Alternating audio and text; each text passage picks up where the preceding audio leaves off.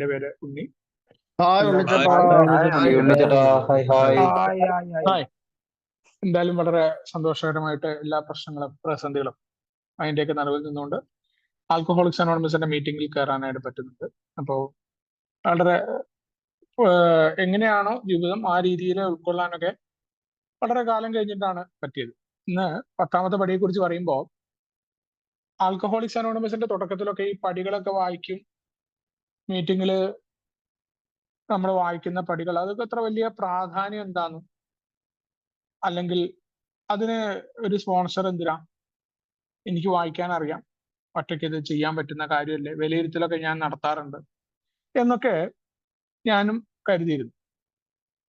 ഈ വായിക്കുന്ന പടികൾ ഇങ്ങനെ തുടക്കത്തിൽ വായിക്കുന്നതിനപ്പുറം പ്രധാനമായിട്ട് ആൾക്കാർ പടികൾ ചെയ്തു എന്ന് പറയുന്നുണ്ട്. എന്താണ് ഇപ്പൊ അത്ര ചെയ്യാനുള്ളത്, കാര്യങ്ങളൊക്കെ എനിക്ക് മനസ്സിലായി എന്നുള്ള ആ ചിന്ത. കാരണം മദ്യപിക്കാതിരിക്കുമ്പോൾ എന്നെ സംബന്ധിച്ചിടത്തോളം ബാക്കി കാര്യങ്ങളിൽ ഞാൻ വലിയ കുഴപ്പമില്ല എന്നുള്ള ആളുകൾ പറഞ്ഞിട്ടുണ്ട്. ആളുകൾ പറയുക എന്ന് പറയുന്നത് എന്റെ ആഗ്രഹത്തിൽ ഞാൻ അങ്ങനെ കരുതുന്നുണ്ട് എന്നുള്ളതാണ് വാസ്തവം. പക്ഷേ പോകെയാണ് ഈ പറയുന്ന കാര്യങ്ങളും എന്റെ ധാരണകളും തെറ്റായിരുന്നു. 1ാമത്തെ പടിയിൽ പറയുന്ന പരാജയം സമ്മതിക്കാൻ പോലും ഞാൻ വിസമ്മതനായിരുന്നു. മദ്യത്തിന്റെ കാര്യത്തിൽ പരാജയം സമ്മതിച്ചിട്ടുണ്ട് എന്ന് പറഞ്ഞ മീറ്റിംഗിൽ കയറി ഇരുന്നുകൊണ്ട് കാര്യം ഉണ്ടായിരുന്നില്ല എനിക്ക്. ബാക്കി പല കാര്യങ്ങളിലും എനിക്ക് ആശയങ്ങൾ എടുക്കാതെ എന്റേതായ ന്യായീകരണങ്ങളിൽ ഞാൻ കുടുങ്ങിക്കിടക്കുന്നുണ്ടെങ്കിൽ, ഒരു ചെറിയ വിമർശനം പോലും എനിക്ക് എടുക്കാൻ പറ്റാതെയാകുന്നുണ്ടെങ്കിൽ അവിടങ്ങളിലൊക്കെ എനിക്കൊരു കുഴപ്പമുണ്ടായിരുന്നു. അവിടെയാണ് ഈ പ്രോഗ്രാം, ആൽക്കഹോളിക്സ് അനോണിമസിന്റെ പ്രോഗ്രാം എന്നത് മീറ്റിംഗ് എന്നതിനുപരിയായിക്കൊണ്ട് മീറ്റിംഗ് തീർച്ചയായിട്ടും ആവശ്യമുള്ള നമ്മളെ സോഷ്യൽ ആയിട്ടുള്ള ഒരു സംഗതിയാണ്. അവിടെ തീർച്ചയായിട്ടും നമ്മൾ ഒരു സോഷ്യൽ ബോണ്ടിങ് ഉണ്ടാവുന്നുണ്ട്. പരസ്പരം അനുഭവങ്ങളിലൂടെ നമുക്ക് വീണ്ടും കുടിക്കാതിരിക്കാനുള്ള കരുത്തുണ്ടാവുന്നുണ്ട്. പക്ഷെ അത് മാത്രം പോരാ, ഞാൻ എന്നെ പാകപ്പെടുത്തി ഒരുക്കിയെടുക്കേണ്ടതുണ്ട് എന്നുള്ളിടത്താണ് 12 പടികളുടെ പ്രാധാന്യം വരുന്നത്. ആ പടികൾ കേവലം എൻ്റെ പഴയ ധാരണ, എൻ്റെ പഴയ ചിന്തകളിലൂടെ ചെയ്യാനായിട്ട് എനിക്ക് സാധിക്കുന്നുണ്ടായിരുന്നില്ല. കാരണം പുതിയൊരു ആശയം പടികളുടെ തുടക്കം മുതലേ ഉണ്ട്. എല്ലാം എന്നെ കൊണ്ട് പറ്റും എന്ന് ചിന്തിക്കുന്ന ഭാഗത്ത് നിന്ന് മാറി പരാജയം സമ്മതിക്കാൻ നീ തയ്യാറാണെങ്കിൽ അതിൽ നിന്ന് നിനക്ക് കരുത്തുണ്ടാക്കാം എന്ന് പറയുന്ന ഒരു പ്രോഗ്രാമാണ്. അപ്പോഴാണ് 2ാമത്തെ പടിയിലേക്ക് മറ്റുള്ളവരെ കേൾക്കുക എന്ന് തുടങ്ങി പുതിയ ഒരു ദൈവസങ്കല്പം തന്നെ അവിടെ ഉടലെടുക്കുകയാണ്. 3ാമത്തെ പടിയിലൊക്കെ എത്തുമ്പോൾ ഇതുവരെ ഈ നല്ലത് നടക്കുമ്പോൾ ദൈവത്തിന്റെ അനുഗ്രഹം എന്നൊക്കെ പറയുന്നത് ഞാൻ ആഗ്രഹിക്കുന്നത് ഇങ്ങനെ ദൈവത്തിന്റെ അനുഗ്രഹമായിട്ട് പറയുകയാണ്. എനിക്ക് പല ആഗ്രഹങ്ങളുണ്ട്. എൻ്റെ ദൈവാനുഗ്രഹം, ജോലി കിട്ടി. അപ്പൊ നമ്മൾ കരുതുകയാണ് ദൈവം അനുഗ്രഹിക്കുന്ന. അപ്പൊ ദൈവം എന്ന് പറയുന്നത് ഒരു സൈഡിൽ പറയുന്നു വിധി മാറ്റാൻ പറ്റില്ല എന്ന് പറയുമ്പോൾ, പ്രത്യേകിച്ച് യാചന കൊണ്ട് എന്താ കാര്യം? ദൈവത്തോട് ഇങ്ങനെ യാചിക്കുകയാണ്, എനിക്കത് തരണമേ, എനിക്കിത് തരണമേ. ആൽക്കഹോളിക്സ് അനോണിമസിന്റെ ദൈവസങ്കല്പം അങ്ങനെയൊന്നും ആയിരുന്നില്ല. നിന്റെ ജീവിതത്തിൽ സംഭവിക്കുന്ന കാര്യങ്ങളെ ആസ് ഇറ്റ് ഈസ് ആക്സെപ്റ്റ് ചെയ്യുക, ഇതായിരുന്നു 3ാം പടി. അപ്പൊ അത് എളുപ്പമൊന്നുമല്ല. കാരണം ഇവിടങ്ങളിലൊക്കെ യജമാനൻ, നമ്മൾ പറയില്ലേ, യജമാനനായിട്ടുള്ള ഒരാള്, ദൈവം യജമാനനായിട്ട് 3ാമത്തെ പടിയിൽ മാറുമ്പോൾ യജമാനനോട് ഇങ്ങനെ യാചന തുറന്ന യജമാനൻ പറയും, പരിപാടി നിർത്തി പോയിക്കോ എന്ന് പറയും എന്നോട്. എന്റെ മുതലാളിയാണ്. മുതലാളിയോട് എങ്ങനെ കുറെ നേരം എനിക്ക് റിക്വസ്റ്റ് ചെയ്യാൻ അങ്ങനെ പറ്റുന്നില്ല, യാചിക്കാനൊന്നും പറ്റത്തില്ല. മറിച്ച് ഒരു തവണ പറയാം, പക്ഷെ മുതലാളി വിചാരിക്കണം. ആ രീതിയിലായിരുന്നില്ല എൻ്റെ പരിപാടി. ഞാൻ എൻ്റെ ആഗ്രഹങ്ങളെ കൽപ്പിച്ചു കൊടുക്കുകയായിരുന്നു. അതായിരുന്നു എൻ്റെ ജീവിതത്തിന്റെ കുഴപ്പം. എൻ്റെ സ്വന്തം ഇച്ഛയ്ക്കനുസരിച്ച് ജീവിതം പോകണം. അപ്പൊ അവിടങ്ങളിലൊക്കെ ഒരു മാറ്റം വരുത്തിയിട്ട് ഒരു പുതിയ വിലയിരുത്തൽ രീതിക്ക് തുടക്കം കുറിക്കുന്നത് 4ാമത്തെ പടിയിലാണ്. ഇന്ന് വരെ എൻ്റെ ജീവിതത്തിലെ സാഹചര്യങ്ങള്, ആളുകള്, ഇത് കാരണമാണ് എനിക്ക് ഇത്തരം പ്രശ്നങ്ങൾ ഉണ്ടായത്. കുടിക്കാൻ പോകുന്നതിനും കാരണങ്ങൾ പലതും പറഞ്ഞിരുന്നതാണ്. അവിടെയാണ് ആൽക്കഹോളിക്സ് അനോണിമസിന്റെ പുതിയ ഒരു രീതിശാസ്ത്രം 4ാമത്തെ പടി എനിക്ക് തരികയാണ്.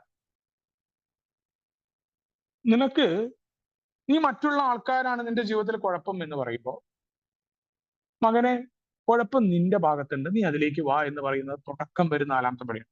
ഏറ്റവും വലിയ രസം, ഇത് 1ാമത്തെ പടിയിലും പറഞ്ഞിട്ടുണ്ടായിരുന്നു.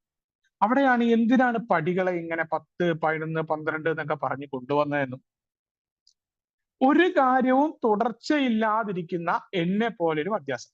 എല്ലാം ആരംഭശൂരത്ത. എന്തെങ്കിലും കാര്യത്തിന് ഇറങ്ങിയ പടി പരിശീലനം എന്നൊക്കെ പറഞ്ഞാൽ ചടയപ്പെടെ ഇതാ ഇറങ്ങി. ഭയങ്കര ഈ ജിമ്മിൽ എക്സസൈസ് ചെയ്യാൻ പോകണ മാതിരിയാണ്. നാളെ മുതൽ പോകണം എന്ന് പറയുമ്പോൾ ഇന്ന് ഉടൻ തന്നെ പോയിട്ട് ഷൂസ് എടുക്കും. ഗംഭീര ഷൂസാണ് എടുക്കുക. അതേപോലെ കയ്യിന് നല്ല കയ്യുറ മേടിക്കും, പ്രോട്ടീൻ പൗഡർ ഒക്കെ മേടിക്കും. കാരണം ജിമ്മ് തുടങ്ങിയിട്ടുണ്ടാവില്ല. ഏതെങ്കിലും ആളോടൊക്കെ സെറ്റ് ചെയ്തിട്ടുണ്ടാവും. ഈ പറയണ പോലെ 2-3 ദിവസം പോക്കും ഭയങ്കര ആവേശവും 2-3 ഫോട്ടോ ഇടലും സ്വയം ഇൻസ്പിറേഷൻ ആണെന്നൊക്കെ പറഞ്ഞ് ഈ സാധനമൊക്കെ അതേപോലെ ഇട്ട് വീഴും. ഒരു കാര്യങ്ങളിലും ജീവിതത്തിൽ തുടർച്ചയില്ലാതിരിക്കുന്നവരാണ്. എല്ലാത്തിനും മറ്റുള്ള ആളുകളെയും സാഹചര്യങ്ങളെയും കുറ്റം പറയുന്ന നമുക്ക് പുതിയ ഒരു രീതിശാസ്ത്രമായിട്ട് നിന്റെ കുഴപ്പമില്ലാതെ നിന്നെ ആർക്കും ഉപദ്രവിക്കാൻ സാധ്യമല്ല എന്ന് പറയുന്ന പുതിയൊരു സാധനം. ഇതാണ് ഒന്നാമത്തെ പടിയിൽ പറഞ്ഞു. രോഗത്തിന്റെ പരിഹാരം എന്താണ്? ആത്മപരിശോധന, അമിതമായ അഭിമാനബോധം സന്തുലിതമാക്കുക, പോരായ്മകൾ ഏറ്റുപറയുക. ഒന്നാമത്തെ പടിയിൽ തന്നെ ഉണ്ടായിരുന്നു. പക്ഷെ അത് പതുക്കെ പതുക്കെ പതുക്കെ കൊണ്ടുവരികയും പടികൾ ഈ 12 പടികളായത് മദ്യാസക്തനെ പരിപൂർണമായിട്ട് അതിലേക്ക് കൊണ്ടുവന്ന് അവൻ അങ്ങനെ പറ്റൂ. അല്ലാണ്ട് ഒരു സുപ്രഭാതത്തിൽ എന്നെ 10ാമത്തെ പടി വായിച്ചത് കൊണ്ട് അവനെങ്ങനെ വിലയിരുത്താനോ? സ്വന്തമായിട്ട് എങ്ങനെ ഞാൻ വിലയിരുത്തുക? എന്റെ വിലയിരുത്തൽ രീതികൾ തെറ്റായിരുന്നു. അത് ബോധ്യമാക്കി തന്നത് 4ാമത്തെ പടിയിലൂടെ. അതും ബോധ്യമാകാൻ നല്ല സമയമെടുത്തു. ഞാൻ പറയുന്നത് ഞാൻ എങ്ങനെ തെറ്റ് ചെയ്യുന്നേ? എന്നെ അവനല്ലേ ദ്രോഹിച്ചേ? അവനല്ലേ എന്നെ ചീത്ത പറഞ്ഞേ? അവനല്ലേ എന്റെ കയ്യിൽ നിന്ന് പൈസ കടം മേടിച്ചേ? അല്ലെങ്കിൽ അവനല്ലേ എന്നെ പറ്റിച്ചേ? എന്നിട്ട് നിങ്ങൾ പറയുന്നു എനിക്കാ കുഴപ്പമെന്ന്. എങ്ങനെ എനിക്ക് കുഴപ്പമുണ്ടാവുക? ഈ രീതിയായിരുന്നു എന്റെ ചിന്ത. അവിടെ പറഞ്ഞു അവന്റെ കുഴപ്പം നീ നോക്കണ്ട, നീ നിന്നിലേക്ക് നോക്ക്. നിന്റെ കുഴപ്പം എന്നാലേ മോനെ നിനക്ക് മാറാൻ പറ്റൂ. അങ്ങനെ ആകുമ്പോഴേ നിനക്ക് ഇന്നിൽ ജീവിക്കുക എന്ന് വെറുതെ പറഞ്ഞിട്ട് കാര്യമൊന്നുമില്ല. അത് എളുപ്പമൊന്നുമല്ല. ഇന്നിൽ ജീവിക്കണം. ആ രീതിയിലേക്ക് വരണം എന്ന് പറഞ്ഞു. തീർച്ചയായിട്ടും എത്ര ദൂരം പോകാനും തയ്യാറുണ്ടോ എന്ന് പടികൾ ചെയ്യുമ്പോൾ ചോദിച്ചിട്ടുണ്ട്. സ്വന്തം ചിന്ത മാറ്റിവെക്കുവോ? നിന്റെ വലിയ ബുദ്ധിയും വൈഭവം ഒക്കെ മാറ്റി വെച്ചിട്ടാണോ പ്രോഗ്രാം ചെയ്യാൻ വന്നത്? അങ്ങനെയാണെങ്കിൽ വന്നാ മതി. ഒരു നിർബന്ധമില്ല. നീ പ്രോഗ്രാം ചെയ്യണമെന്ന് എനിക്ക് നിർബന്ധമില്ല എന്നാ പറഞ്ഞു. തീർച്ചയായിട്ടും എനിക്ക് ആഗ്രഹമുണ്ട്. ഞാൻ സന്നദ്ധനാണ്. എത്ര ദൂരം പോകാനും സന്നദ്ധനാണ്. എന്റെ ഈഗോ മാറ്റിവെക്കാൻ തയ്യാറായിട്ടുണ്ട്. എന്റെ സെൽഫ് സെന്റേഡ് ആകുന്ന ഈഗോ സെൻട്രിക് ആയ എന്റെ മനോഭാവം മാറ്റിവെച്ചാലേ പ്രോഗ്രാം പ്രാക്ടീസ് ചെയ്യാൻ പറ്റൂ. അപ്പോഴാണ് 4ാം പടിയിലെ 4ാം കോളം എന്റെ തെറ്റ് തിരിച്ചറിയാൻ പറ്റിയിട്ടുള്ളൂ. അങ്ങനെ ആകുമ്പോഴാണ് എനിക്ക് പുതിയൊരു രീതിശാസ്ത്രമായിട്ട് മറ്റുള്ളവരുടെ പരാതിയും പരിഭവങ്ങളും സാഹചര്യങ്ങളെയും കുറ്റം പറഞ്ഞ് ഞാൻ എന്റെ തെറ്റുകൾ ഏറ്റു പറയാൻ തുടങ്ങി. അതുവരെ ഞാൻ പറഞ്ഞത് മറ്റുള്ളവരുടെ തെറ്റുകളാണ്. എന്റെ തെറ്റുകൾ ഏറ്റു പറയാൻ തുടങ്ങി. 6ാമത്തെ പടിയിലേക്ക് കടന്നു വരുമ്പോൾ അതിൽ നിന്ന് കിട്ടിയ 4ാമത്തെ പടിയിൽ നിന്ന് പരിപൂർണമായിട്ട് കാര്യങ്ങളൊക്കെ എനിക്ക് മനസ്സിലായി. എന്താണ് എന്റെ അപാകത, എന്റെ കുറവുകള്, എന്റെ ഭയം, ഇതൊക്കെ എന്റെ കയ്യിലുണ്ട്. അതൊക്കെ ഒറ്റയടിക്ക് മാറ്റാൻ തരട്ടെ. ഞാനൊരു പുരോഗതിയിലേക്കുള്ള പോക്കുകൾ പരിപൂർണത ലക്ഷ്യം വെച്ചുകൊണ്ടാണ് 6ഉം 7ഉം ഒക്കെ പരിശീലനം വരുന്നു. 8ഉം 9ഉം പറ്റുന്ന കാര്യങ്ങളെ കൃത്യമായിട്ട് പരിഹാരം ചെയ്യേണ്ട മനോഭാവം കടന്നു വരുന്നു. ഇനി പറ്റുന്ന കാര്യങ്ങളിലൊക്കെ പരിഹാരമൊക്കെ ചെയ്യുന്നു, അല്ലാത്ത കാര്യങ്ങളെ ജീവിതത്തിന്റെ ഭാഗമായിട്ട് മാറ്റും. ഇനിയിപ്പോ 10ാമത്തെ പടിയിലേക്ക് കടന്നു വരികയാണ്. ഈ 10ാമത്തെ പടിയിലേക്ക് കടന്നു വരുമ്പോൾ എന്താണ്? എനിക്ക് മുന്നോട്ട് പോകുമ്പോൾ പറ്റുന്ന തെറ്റുകളെ ഞാൻ ശരിയാക്കാം. അത് മാത്രമല്ല, ഞാൻ പുതിയൊരു രീതിശാസ്ത്രം 4ാമത്തെ പടിയിൽ കണ്ടെത്തിയിട്ടുണ്ട്. അതെന്താണ്? വ്യക്തിപരമായ എന്റെ തെറ്റുകുറ്റങ്ങളെ കുറിച്ചുള്ള കണ്ടെത്തൽ. അത് തുടരുക എന്നത് ആണ്. അത് 4ാമത്തെ പടിയിലാണ് എനിക്ക് കഴിഞ്ഞ കാലത്തെ ഞാൻ കൃത്യമായി വിലയിരുത്താൻ ആരംഭിച്ചപ്പോൾ കിട്ടിയതാണ്.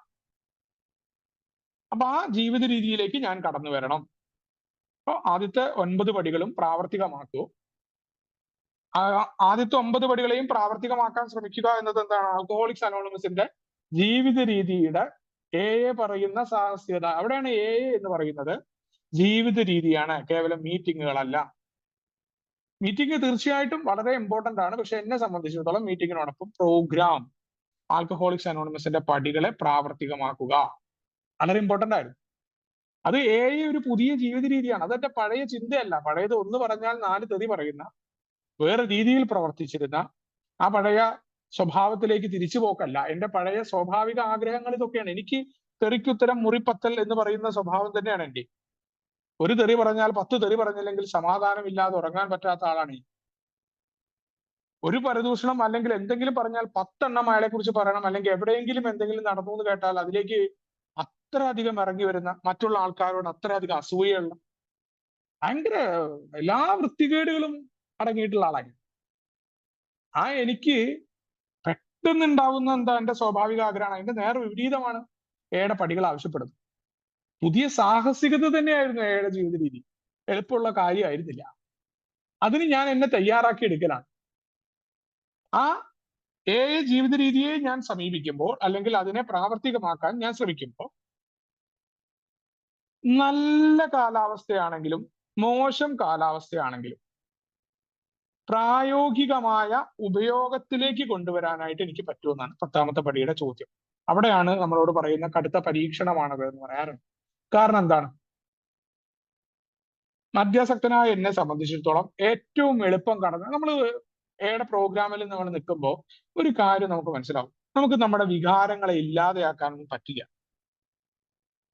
പണ്ടേ ദേഷ്യപ്പെടാത്ത ആളുകൾ ഉണ്ടെങ്കിൽ അവർക്കാണ് ദേഷ്യം വരാതെ ആകും.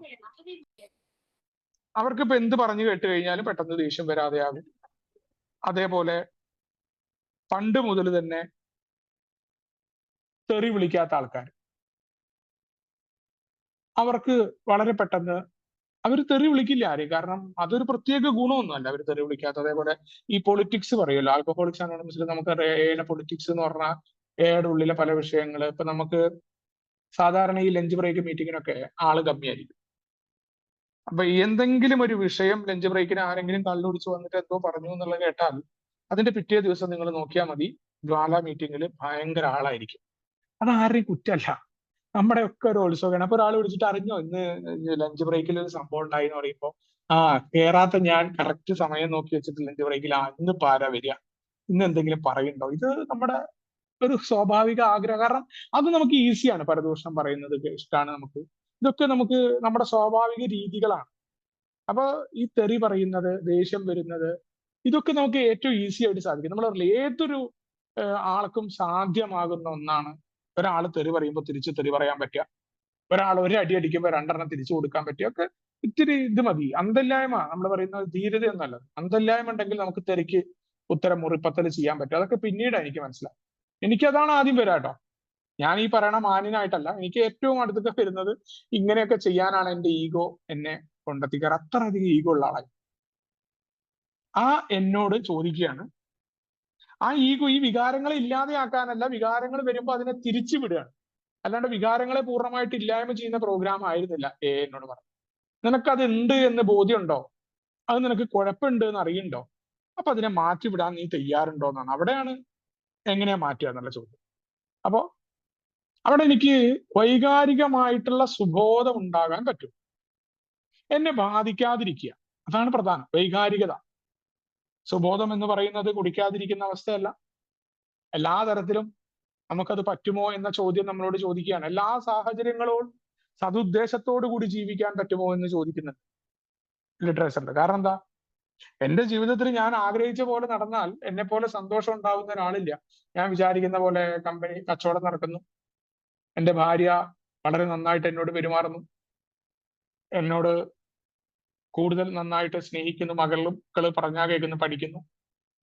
എല്ലാവരും, എന്റെ അമ്മയും എന്റെ അനിയനൊക്കെ വളരെ നല്ല രീതിയിലുള്ള പ്രവർത്തനങ്ങൾ. ഇതൊക്കെയാണെങ്കിൽ എന്നെ പോലെ ഒരു നല്ലവനും ശുദ്ധനും ഉണ്ടാവില്ല എന്ന് 3ാമത്തെ പടിയിലേക്ക് കണ്ടിട്ടുണ്ട്. ഞാൻ കൂടുതൽ ദയ കാണിക്കുന്നവനാവും. ജീവിതം ആഗ്രഹിക്കുന്ന രീതിയിലാണ് അനുഗ്രഹങ്ങളൊക്കെ എണ്ണി പറയും. വലിയ വലിയ വായിൽ ആൾക്കാരെ ഉപദേശിക്കാൻ തുടങ്ങും. കാരണം ഞാൻ എവിടെയോ ഒരു അവസ്ഥയിലാണ്. കാരണം എന്താണ്? ആത്മീയതയുടെ ലോകം എന്ന് പറയുന്നത് ആദ്യകാലത്ത് ഈ വാഗ്ദാനങ്ങളൊക്കെ ജീവിതത്തിൽ നടപ്പിലായി തെറ്റിദ്ധരിച്ചൊരു കാലഘട്ടമുണ്ട്. കൂടി നിർത്തി അത്യാവശ്യം കുഴപ്പമില്ലാതെ ജീവിതത്തിലേക്ക് കാര്യങ്ങൾ കടന്നു വരുമ്പോൾ നമ്മൾ കരുതും, എന്തോ ഭയങ്കര ഭാഗ്യം, അത്ഭുതങ്ങൾ കാണിച്ചു എന്നൊക്കെ പറയാൻ തിടുക്കം കാണിക്കും. അവിടെയാണ് ആത്മീയതയുടെ ലോകത്തിലേക്ക് നമ്മൾ പ്രവേശിച്ചിട്ടേ ഉള്ളൂ. ഇനി ധാരണയിലും ഫലപ്രാപ്തിയിലും വളരുക, ഞാൻ എന്നെ കുറിച്ചുള്ള ധാരണ ഉണ്ടായിരിക്കുക. ആ ധാരണ, ഞാൻ ഇന്നതാണ്, ഇന്ന കുഴപ്പം എനിക്കുണ്ട്, അവിടെ നിന്ന് ഞാൻ നേരത്തെ പറഞ്ഞ തെറി പറയാൻ ആഗ്രഹമുണ്ടായിരിക്കുമ്പോഴും ഞാൻ തെറി പറയുന്നവനാണ്, ഞാൻ ആള് ശരിയല്ല എന്ന ബോധ്യത്തിൽ നിന്ന് തെറി പറയാതെ ആവുക എന്നതാണ് എന്നോട് പറഞ്ഞത്. ഇത് ഒറ്റ രാത്രി കൊണ്ട് ചെയ്തു തീർക്കാവുന്ന കാര്യമാണ്. തീർച്ചയായിട്ടും ഒറ്റ രാത്രി കൊണ്ട് ചെയ്തു തീർക്കാവുന്ന കാര്യമല്ല. അത് എന്റെ ജീവിതകാലം മുഴുവൻ തുടരണം. ഞാൻ നേരത്തെ പറഞ്ഞു, ഒരാൾ ഒന്ന് പറയുമ്പോഴേക്കും രണ്ട് പറയലാണ് എന്റെ സ്വഭാവം. അതിന് മറുപടി പറയല് എന്റെ സ്വഭാവമാണ്. എന്തെങ്കിലും ഒന്ന് ഇവിടെ പറഞ്ഞു എന്ന് എന്നെക്കുറിച്ച് പറഞ്ഞ് എന്നെക്കുറിച്ച് ആവില്ല, വേറെ സൂചന ഉണ്ടെങ്കിലും അയാൾക്ക് എങ്ങനെ മറുപടി കൊടുത്തിട്ടെങ്കിൽ ഉറങ്ങാൻ പറ്റാത്തതാണ്. പല ആൾക്കാരും എന്നോട് അത് ചെയ്യരുത് എന്ന് പറഞ്ഞിട്ട് ചെയ്തിട്ടുള്ള ആളാണ്. കാരണം അതെന്റെ സ്വാഭാവിക സ്വഭാവമാണ്. ഈ ഒന്ന് പറഞ്ഞ് രണ്ട് പറയും ഈഗോ ആയതുകൊണ്ടാണ്. ഞാൻ നല്ല കൊടുക്കല് കൊടുത്തു എന്നൊക്കെ ഞാൻ മറ്റവരോട് പറയും. ഇന്ന് ഞാനിങ്ങനെ ആലോചിച്ചിട്ട് ഞാൻ തന്നെ ചിരിക്കാറുണ്ട്. എന്തറിയോ, ഞാൻ ആർക്കായി കൊടുക്കുന്നത്? എന്നെ പോലുള്ള മദ്യാസക്തരെ ഞാൻ ആരെ തോൽപ്പിക്കാൻ പോകുന്നു? ആരാ യഥാർത്ഥത്തിൽ തോൽക്കുന്നത്? മറ്റുള്ളവരുടെ വാക്ക് കേട്ടിട്ട് എനിക്ക് കുഴപ്പമുണ്ടാവുമ്പോ ഞാനല്ലേ തോൽക്കുന്നത്? ഞാൻ പറഞ്ഞിട്ടില്ല ഞാൻ നല്ല കൊടുക്കല് കൊടുത്തു എന്ന്. എന്ത് കൊടുക്കല്? ഈ വാക്കുകളെ കൊണ്ട് ഒരാളെ ചെറിയ ചീത്ത പറഞ്ഞതാണോ കൊടുക്കല്? പണ്ട് മൈക്കൊക്കെ ഈ യാഹു ചാറ്റിങ് നടക്കുമ്പോൾ നമ്മൾ സോഫ്റ്റ്വെയർ ഉപയോഗിച്ച് കയറാറ്. അപ്പോ മൈക്ക് പിടിച്ച് ബൂസ്റ്റ് ചെയ്യുക, മറ്റുള്ളവരുടെ കമ്പ്യൂട്ടർ നശിപ്പിക്കുക, ഇതിലൊക്കെ ഒരു ആനന്ദം കിട്ടിയിരുന്ന സാഡിസ്റ്റ് ആയിട്ടുള്ള സ്വഭാവത്തിൽ അവർ കരുതും ഈ ഒരു യൂണിവേഴ്സ് ഇത് ലോകമാണ് എന്ന് കരുതുന്ന സ്വഭാവമാണ്. നമുക്ക് അങ്ങനെ ആരും കൊടുക്കില്ല. നമ്മൾ നമ്മളെ തന്നെ പ്രഹരിക്കുകയാണ് നമ്മളോട് പറഞ്ഞിട്ടുണ്ട്. നമുക്ക് ദേഷ്യം ഉണ്ടാവുമ്പോൾ, നമ്മൾ മറ്റുള്ളവർക്കെതിരെ നമ്മുടെ ഈഗോ പ്രയോഗിക്കുമ്പോൾ, നമ്മൾ ആരെയും തോൽപ്പിക്കുന്നില്ല. നമ്മുടെ ഒരാളെ കളിയാക്കുമ്പോൾ ഒക്കെ നമുക്ക് തിരിച്ചടിയാ കിട്ടുന്നത്. അതുകൊണ്ടാണ് ഇത് ഒരു രാത്രി കൊണ്ട് ചെയ്ത് തീർക്കാവുന്നതല്ല. അറ്റ്ലീസ്റ്റ് എനിക്ക് ബോധ്യം ഉണ്ടാവണം ഞാൻ ചെയ്തുകൊണ്ടിരിക്കുന്ന പ്രവൃത്തി തെറ്റാണെന്ന്. അതാണ് എനിക്ക് പ്രോഗ്രാം തന്നത്. അതെന്റെ ജീവിതകാലം മുഴുവൻ തുടരണം. ഒരു ദിവസത്തെ പരിപാടിയാണെന്ന് പറയുന്നതിന്റെ കാരണം അതാ. അതുകൊണ്ടാണ് വേറുള്ളവരുടെ പടികൾ നിങ്ങൾ അളക്കരുത് എന്ന് പറയുന്നതിന്റെ കാരണം. പണ്ട് കാലത്ത് ഈ പഴമക്കാര് മീറ്റിംഗിൽ കയറുമ്പോ അവര് പെട്ടെന്ന് മൈക്ക് അൺമ്യൂട്ട് ആവുമ്പോ അവർക്ക് ദേഷ്യം വരും. ഞങ്ങൾ മീറ്റിംഗിൽ ഇല്ല എന്ന് പറഞ്ഞ് ഇറങ്ങി പോകുമ്പോ ഞാനൊക്കെ അവരെ അളക്കാറുണ്ടായിരുന്നു. എന്നാ അവന് പടികൾ ചെയ്തിട്ട് പിന്നീട് എനിക്ക് മനസ്സിലായി ഇത് എല്ലാ മനുഷ്യരും നേരത്തെ പറഞ്ഞ പോലെ ഓരോ മനുഷ്യരും വ്യത്യസ്തരാണ്. ഞാനത് എന്റെ തെറ്റാണ് അവരെ വിലയിരുത്തിയത്. ഞാൻ ആരാ വിലയിരുത്താൻ? എന്താ ഓരോ മനുഷ്യർ അവരുടെ ഒരു സമൂഹമാണ്. ഇതൊരു ദിവസത്തെ പരിപാടിയാന്ന് പറഞ്ഞ എല്ലാ മധ്യാസക്തരും ഒരേപോലെയാണ്. പഴമക്കാരായതുകൊണ്ട് അയാൾ മധ്യാസക്തരല്ലാതെ ആവും. അത് ഞാൻ കരുതി അയാൾ ആരോടും ദേഷ്യപ്പെടില്ല, അയാൾക്ക് ദേഷ്യം വരാൻ പാടില്ല. എന്തിനാ ഞാൻ അങ്ങനെ കരുതിയേ? തെറ്റാരുടെ? തെറ്റെന്റെയാണ്. കാരണം ഞാൻ എന്നിലേക്ക് നോക്കാതെ മറ്റുള്ളവരിലേക്ക് നോക്കുകയാണ്. എന്നോട് പ്രോഗ്രാം പറഞ്ഞു ജീവിതകാലം മുഴുവൻ തുടരേണ്ട ഒരു കാര്യം ദൈനംദിനമായിട്ട് ചെയ്യേണ്ടതാണ്. ഒരു രാത്രി കൊണ്ട് ഉണ്ണി നിനക്കത് ചെയ്തു തീർക്കാവുന്ന കാര്യമല്ല.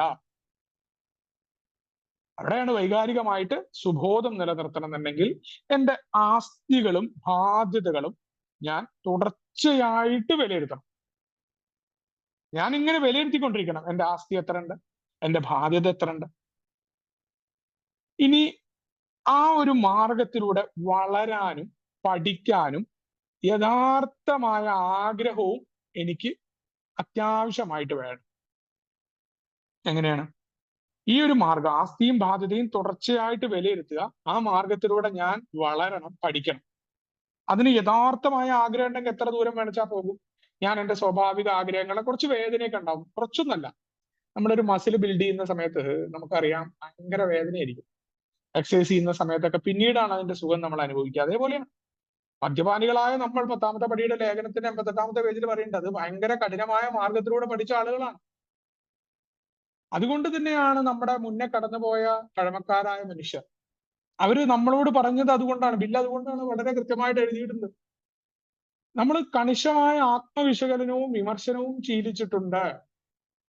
ആത്മാന്വേഷണം, നമ്മൾ നമ്മളിലേക്ക് നോക്കുന്ന സ്വഭാവം, അത് സ്വാഭാവികമായിട്ട് നിനക്ക് മാറണം. നിനക്ക് മാറൽ എളുപ്പമല്ല, പക്ഷെ നിനക്ക് മാറാൻ ആഗ്രഹമുണ്ടോ? ഞാൻ പറഞ്ഞു എനിക്ക് മാറാൻ ആഗ്രഹമുണ്ട്. എന്റെ ഉള്ളിലേക്ക് നോക്കാൻ തുടങ്ങണം, മറ്റുള്ളവരിലേക്ക് നോട്ടം കുറയ്ക്കണം. അതിന്റെ കുഴപ്പം എന്താണ്? എനിക്ക് എന്നെ കാണുക എന്നത് എളുപ്പമല്ല. പരാജയം സംഭവിച്ച വഴിയുണ്ട് എന്ന് പറഞ്ഞു എന്നോട്.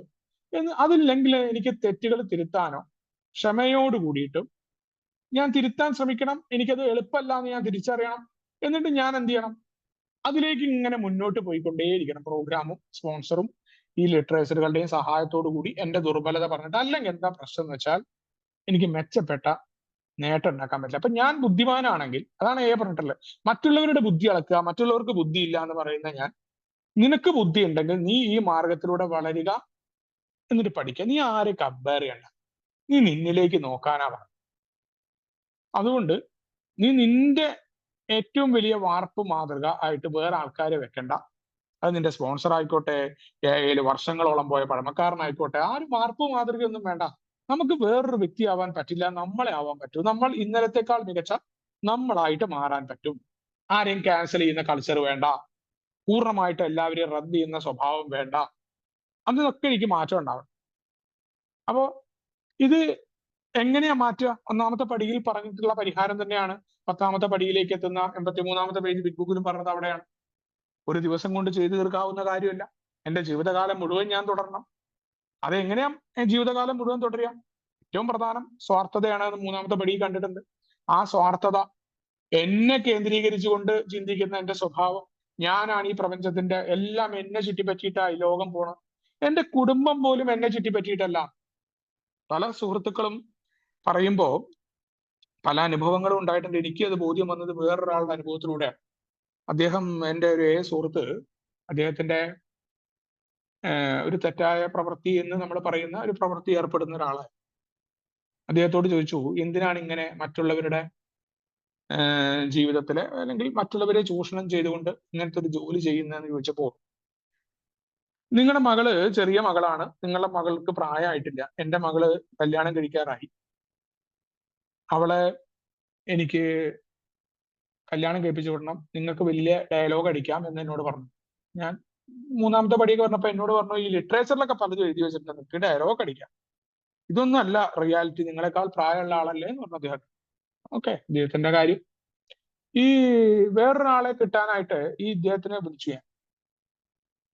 ഈ അംഗത്തിന്റെ ഫോണ് ഞാൻ ഈ ഡെയിലി റിഫ്ലക്ഷനൊക്കെ അയക്കുന്നത് അദ്ദേഹത്തിന് കിട്ടുന്നുണ്ട്. അദ്ദേഹം എന്നെ ഒരു മാസം മുന്നേ തിരിച്ചു വിളിച്ച സമയത്ത് എനിക്ക് എടുക്കാൻ പറ്റിയിട്ടില്ല. ഞാൻ തിരിച്ചു വിളിച്ചപ്പോൾ അദ്ദേഹം എടുത്തതുമില്ല.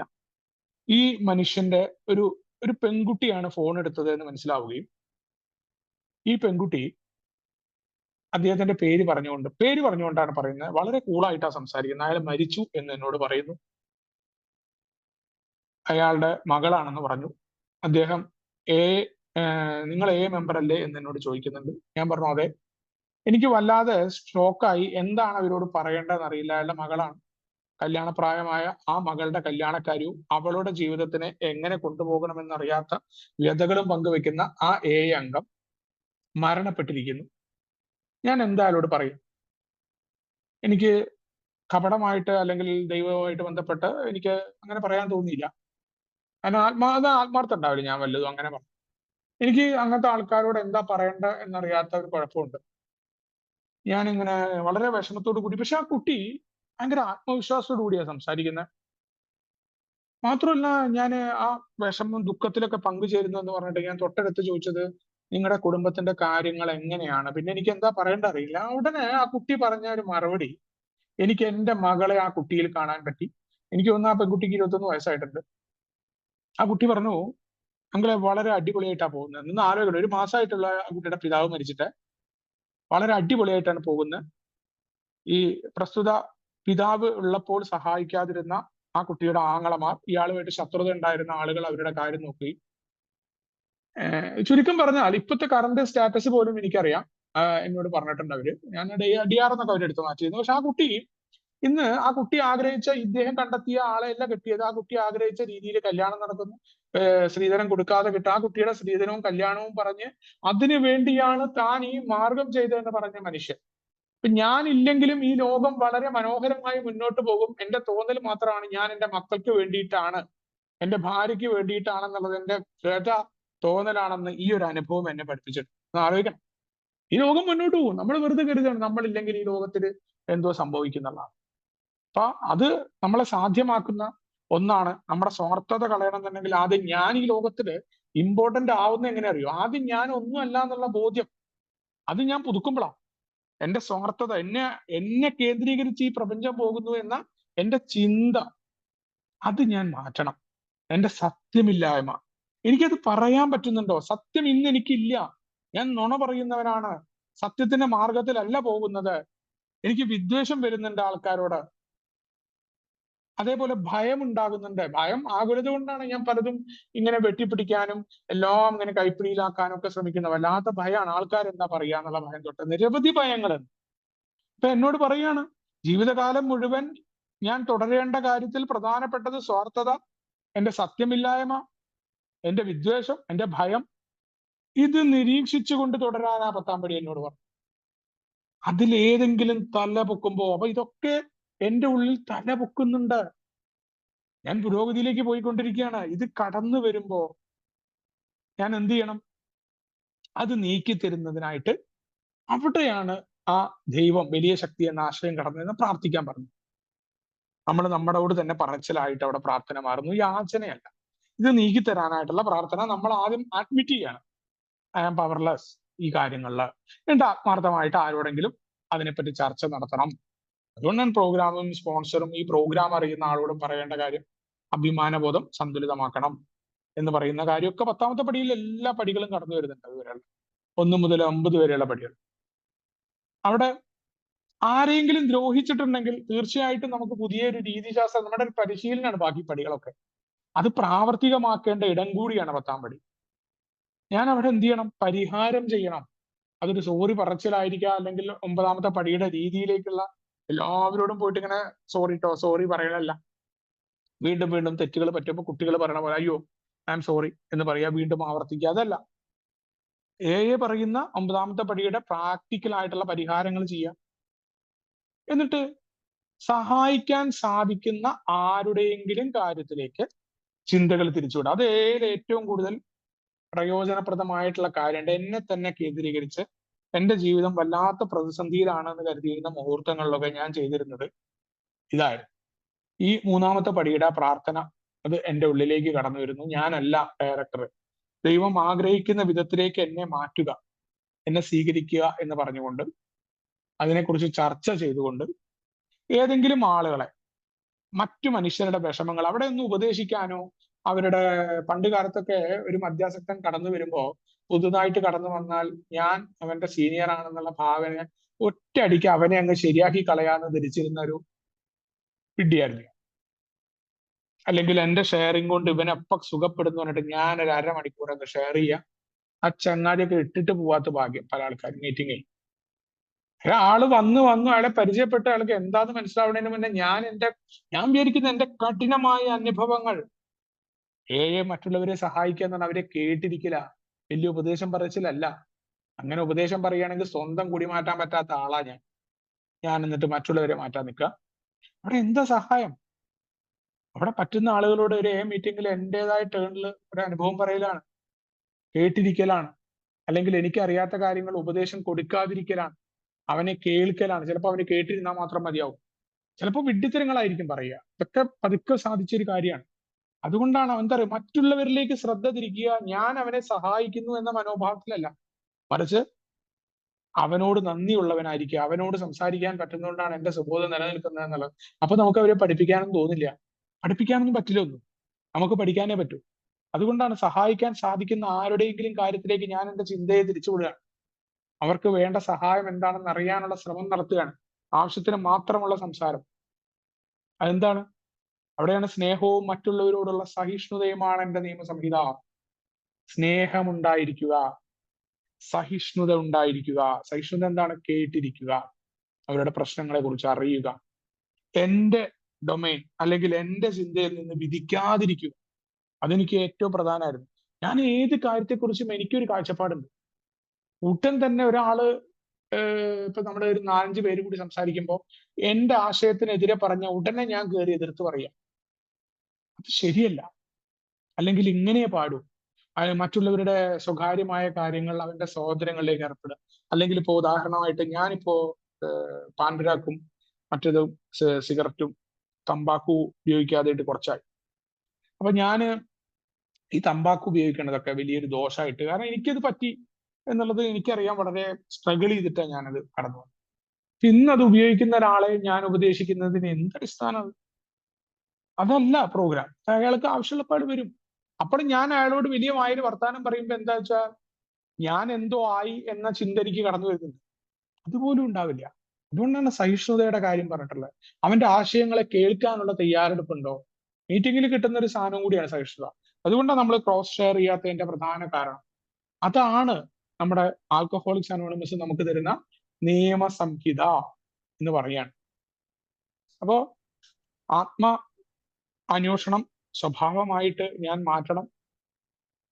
ആ ആത്മാന്വേഷണം നടത്തുമ്പോഴും എൻ്റെ ഉള്ളിൽ സ്നേഹവും മറ്റുള്ളവരോടുള്ള സഹിഷ്ണുതയും ഉണ്ടായിരിക്കണം എന്ന് പറഞ്ഞു. കാരണം എന്താണ്? ആരെങ്കിലുമായോ എന്തെങ്കിലുമായോ പോരാടുന്ന പതിവ് നിർത്താൻ പറയുന്നത് 10ാമത്തെ പടിയിലാണ്.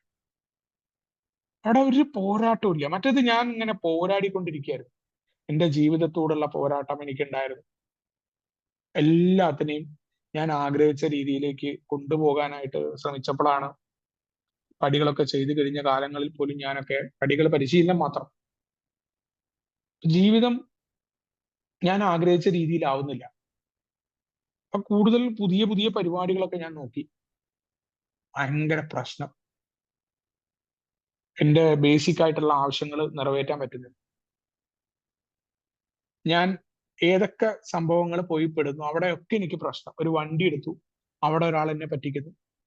വിസ എടുക്കാൻ നിൽക്കുന്നു, വിസ എടുത്തപ്പോ അവിടെ വലിയ ചീറ്റിംഗ് നടക്കുന്നു. അപ്പൊ ഞാനിങ്ങനെ ഒരു ഭാഗ്യ കെട്ടവനാണ്. എന്താണ് എൻ്റെ ജീവിതത്തിൽ ഇങ്ങനെ കാര്യങ്ങൾ സംഭവിക്കുന്നത്? ഞാനിപ്പോ ആരെയും ഉപദ്രവിക്കുന്നില്ല. അവിടെയാണ് പറഞ്ഞത്, നീ പോരാട്ടം നടത്തിക്കൊണ്ടിരിക്കുകയാണ്. നീ ഇപ്പോഴും 3ാമത്തെ പടിയുടെ ഭാഗം നിനക്ക് ഓർമ്മയിൽ അല്ലെങ്കിൽ പ്രവൃത്തിയിലേക്ക് വരുന്നില്ല. 3ാമത്തെ പടിയിൽ നീ ടേൺ ചെയ്തൊരു തീരുമാനം എടുത്തിട്ടുണ്ട്. സ്വന്തം ഇച്ഛയാൽ മുന്നോട്ട് കൊണ്ടുപോകുന്ന ജീവിതം വിജയകരമായിരിക്കില്ല. ഇവിടെ നേരത്തെ പറഞ്ഞു, ദൈവം എന്ന് പറയുന്ന ആശയത്തിനോട് എൻ്റെ കാര്യങ്ങൾ ഇങ്ങനെയാകണം എന്ന് ഞാൻ പറഞ്ഞിട്ടുണ്ട്. എൻ്റെ ലക്ഷ്യങ്ങൾ മാറിയിട്ടില്ല. ഇവിടെ 10ാമത്തെ പടിയിൽ എത്തുമ്പോൾ പറയുന്നുണ്ട്, പോരാട്ടമില്ല, ജീവിതത്തെ ജീവിതമാകുന്ന രീതിയിലേക്ക് സ്വീകരിക്കാൻ നീ തയ്യാറാകണം. അങ്ങനെ ആയപ്പോഴാണ് എൻ്റെ ജീവിതം ഉയർത്തപ്പെടുന്നതും അല്ലെങ്കിൽ മുന്നോട്ട് പോകുന്നതും ഞാൻ കണ്ടത്. ആരെങ്കിലുമായോ എന്തെങ്കിലുമായോ പോരാടുന്ന, ഒന്നിനോടും പോരാട്ടില്ല എന്നാണ് പറയുന്നത്. മദ്യത്തോട് പോലും ഇല്ല. മദ്യം തൊടില്ല, മദ്യം ഉള്ള ആൾക്കാരുടെ അടുത്ത് പോവില്ല. ഇതൊക്കെ മാറ്റം വരുന്ന ഭാഗമാണ്. അത് തുടക്കക്കാര് ചെയ്യണം എന്ന അർത്ഥത്തിലല്ലാട്ടോ ഞാൻ പറയുന്നത്, പോലെ തെറ്റിദ്ധരിക്കരുത്. അപ്പൊ ആദ്യകാലത്ത് ഞാനും എല്ലാവരും പഴമക്കാർ പറഞ്ഞ പോലെ തന്നെയാണ് മദ്യപിക്കുന്ന സദസ്സുകളിൽ പോവാറോ, അല്ലെങ്കിൽ അതെന്തോ ഒരു വലിയ, കാരണം അത് അത്യാവശ്യമായിരുന്നു അന്ന്. ആ സമയത്ത് അവിടങ്ങളിലൊക്കെ പോക്ക് അപകടം ഉണ്ടാവും. നമ്മൾ പറയുന്ന പോലെ വഴുക്കലുള്ള വഴിയിൽ കൂടെ നടന്നാൽ തീർച്ചയായിട്ടും പോകാനുള്ള സാധ്യതകളുണ്ട്. അതുകൊണ്ട് തന്നെ അത് ഉണ്ടാവണം എന്ന് യാതൊരു നിർബന്ധവും. പല ആൾക്കാരും അതിന്റെ ഇടയിൽ കൂടെ കടന്നു വരാറുണ്ട്. അവരെ ഫോളോ ചെയ്യാൻ ശ്രമിച്ച ആൾക്കാർ വീണ്ടും. ഇവിടെ മദ്യത്തോട് പോലുമുള്ള പോരാട്ടം ഉണ്ടാവില്ല. സുബോധാവസ്ഥ എന്ന് പറയുന്നത് എങ്ങനെയാ മദ്യത്തെ മാറ്റി നിർത്തൽ? ശരിക്കും വൺ ഡേ അറ്റ് എ ടൈമിലൂടെ ഞാൻ മദ്യത്തെ മാറ്റി നിർത്തിയത്. ആദ്യം ഞാൻ പറഞ്ഞു, ആദ്യത്തെ 2 വർഷക്കാലം മദ്യം എന്നത് എനിക്ക് പല രീതിയിൽ എങ്ങനെയൊക്കെയോ ഭാഗ്യത്തിന് മാറിപ്പോയത്. ഞാൻ ഏതിലെ പോരാട്ടം തന്നെയായിരുന്നു. ആരോടെങ്കിലുമൊക്കെ പോരാട്ടം, മീറ്റിങ്ങിൽ പോരാട്ടം, മറ്റുള്ളവർക്കുള്ള മറുപടി, അതല്ലെങ്കിൽ ഓരോ പ്രശ്നങ്ങള്, ഇങ്ങനെ ഒരു പോരാട്ടമാണ്. ഈ പോരാട്ടം നിർത്താൻ പറഞ്ഞു. മദ്യത്തോട് പോലും നമുക്ക് എന്ത് പറ്റും? നമ്മൾ മനഃപൂർവ്വം, നമുക്കറിയാം നമ്മൾ മദ്യത്തിലേക്ക് പോവില്ല. അത് ആ മറ്റേ ആത്മവിശ്വാസമല്ല, ഇനി ഒരിക്കലും കുടിക്കില്ല എന്നുള്ള ആത്മവിശ്വാസമല്ല. അല്ലാണ്ട് നമുക്ക് എടുത്തു മാറ്റാം. മദ്യം വേണം എന്നുള്ള ചിന്ത, മദ്യത്തിനോട് വെറുപ്പും ഉണ്ടാവില്ല, ഇഷ്ടം ഉണ്ടാവില്ല. അല്ലെങ്കിൽ സോഷ്യൽ ഡ്രിങ്കേഴ്സ് കുടിക്കുമ്പോൾ അവിടെ പോയിട്ട് വെള്ളം ഇറക്കി അവരെ പോലെ പറ്റുന്നില്ലോ എന്നല്ല, അവര് കുടിക്കുന്നത് അത് സ്വാഭാവികമായിട്ട് പറയാൻ പറ്റും. അതിനോടൊന്നും നമുക്ക് യാതൊരു പ്രതിബദ്ധതയോ അല്ലെങ്കിൽ ആ സുഖം പോലും ഉണ്ടാവില്ല. ആ സോഷ്യൽ ഡ്രിങ്കേഴ്സിന്റെ കുടിയോട് പോലും നമുക്കൊരു സുഖം തോന്നുക, എന്താ നമുക്കിത് പറ്റുന്നില്ലല്ലോ എന്നും തോന്നില്ല. ആ രീതിയിലേക്ക് അയാളുടെ പ്രോഗ്രാം നമ്മൾ എത്തിക്കും. അപ്പോ നമുക്ക് മദ്യത്തോട് താല്പര്യം ഉണ്ടാവില്ല. ഒരു പ്രലോഭനം തോന്നിയാൽ പോലും രക്തനാളം കണ്ടെന്ന പോലെ അതിൽ നമ്മൾ പിൻവലി. എവിടെയാണ് ഈ സോഷ്യൽ ഡ്രിങ്കിങ്ങിന് പോലും, അല്ലെങ്കിൽ ആ മദ്യം കഴിക്കുന്ന, അല്പം മദ്യം കുടിക്കുന്ന ആൾക്കാർ പോലും ഉണ്ടാക്കുന്ന കുഴപ്പങ്ങൾ കാണാനും, അല്പം മദ്യം നമുക്ക് എന്ത് കുഴപ്പമുണ്ടാക്കുമെന്ന് പൂർണ്ണമായ ബോധ്യം കടന്നു വരാനും ഒരു സാഹചര്യവും നമുക്ക് മദ്യത്തിലേക്ക് നമ്മളെ കൊണ്ടുപോയില്ല. അതാണ് അതിന്റെ പ്രത്യേകത. കാരണം നമ്മൾ കൃത്യമായ ബോധ്യത്തിലേക്ക് വരുന്നു.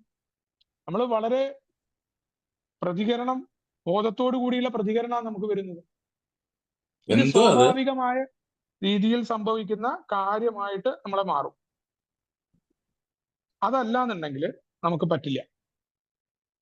ഇനി ഈ മദ്യത്തോട് കൂടിയിട്ടുള്ള ഇത് വലിയ ശ്രമമോ ചിന്തയോ കൂടാതെയാണ് കിട്ടിയത് എന്ന് പറഞ്ഞിട്ടുണ്ട്. അത് എനിക്കും അതേപോലെയാണ്. വളരെ പെട്ടെന്ന് അങ്ങനെ കടന്നു വന്നു വന്നിട്ട് വളരെ പതുക്കെ പതുക്കെ ആദ്യകാലത്ത് മനഃപൂർവ്വം മാറി നിന്ന് പിന്നെ നമ്മൾ അറിയാതെ ഇത് കടന്നു വരും. ഇതിന്റെ കാരണം ഈ പോരാട്ടം ആത്മാർത്ഥമായിട്ട് നിർത്താൻ തയ്യാറായപ്പോഴാണ്. അപ്പോൾ ആ പോരാട്ടം നിർത്താത്തതുകൊണ്ടാണ് ഞാൻ പടികൾ പരിശീലനം കഴിഞ്ഞിട്ടും എനിക്ക് ഞാൻ കഠിനാധ്വാനം ചെയ്തിട്ടും ജീവിതം നേരെയാകുന്നില്ല എന്ന് കഴിയാറായോ? അപ്പോ കുറേയും കൂടിയൊക്കെ മുന്നോട്ട് പോകാനുള്ള തയ്യാറെടുപ്പ് നടത്തിയത് അവിടെയാണ്. ഒരു കാര്യത്തോടുള്ള പോരാട്ടമില്ല. അപ്പൊ നമ്മള് ആൽക്കഹോളിക്സ് അനോണിമസിന്റെ പ്രോഗ്രാമിൽ പറഞ്ഞു നമ്മൾ പ്രതിജ്ഞ എടുക്കുന്നില്ല, അവിടെ ഇനി മദ്യം കുടിക്കില്ല എന്ന പറച്ചിലുകളില്ല. പോരാട്ടം നിർത്താനുള്ള തയ്യാറെടുപ്പ് അവിടെ കടന്നു വന്നു. നമ്മുടെ പ്രശ്നം നമ്മളിൽ നിന്ന് ദൂരീകരിക്കപ്പെട്ടിട്ടുണ്ട്. മദ്യം എന്തുകൊണ്ടാണ് കുടിക്കാതിരിക്കുന്ന സമയത്ത് നമുക്ക് ഉണ്ടാവുന്ന കുഴപ്പങ്ങൾ എന്തൊക്കെയാണ്?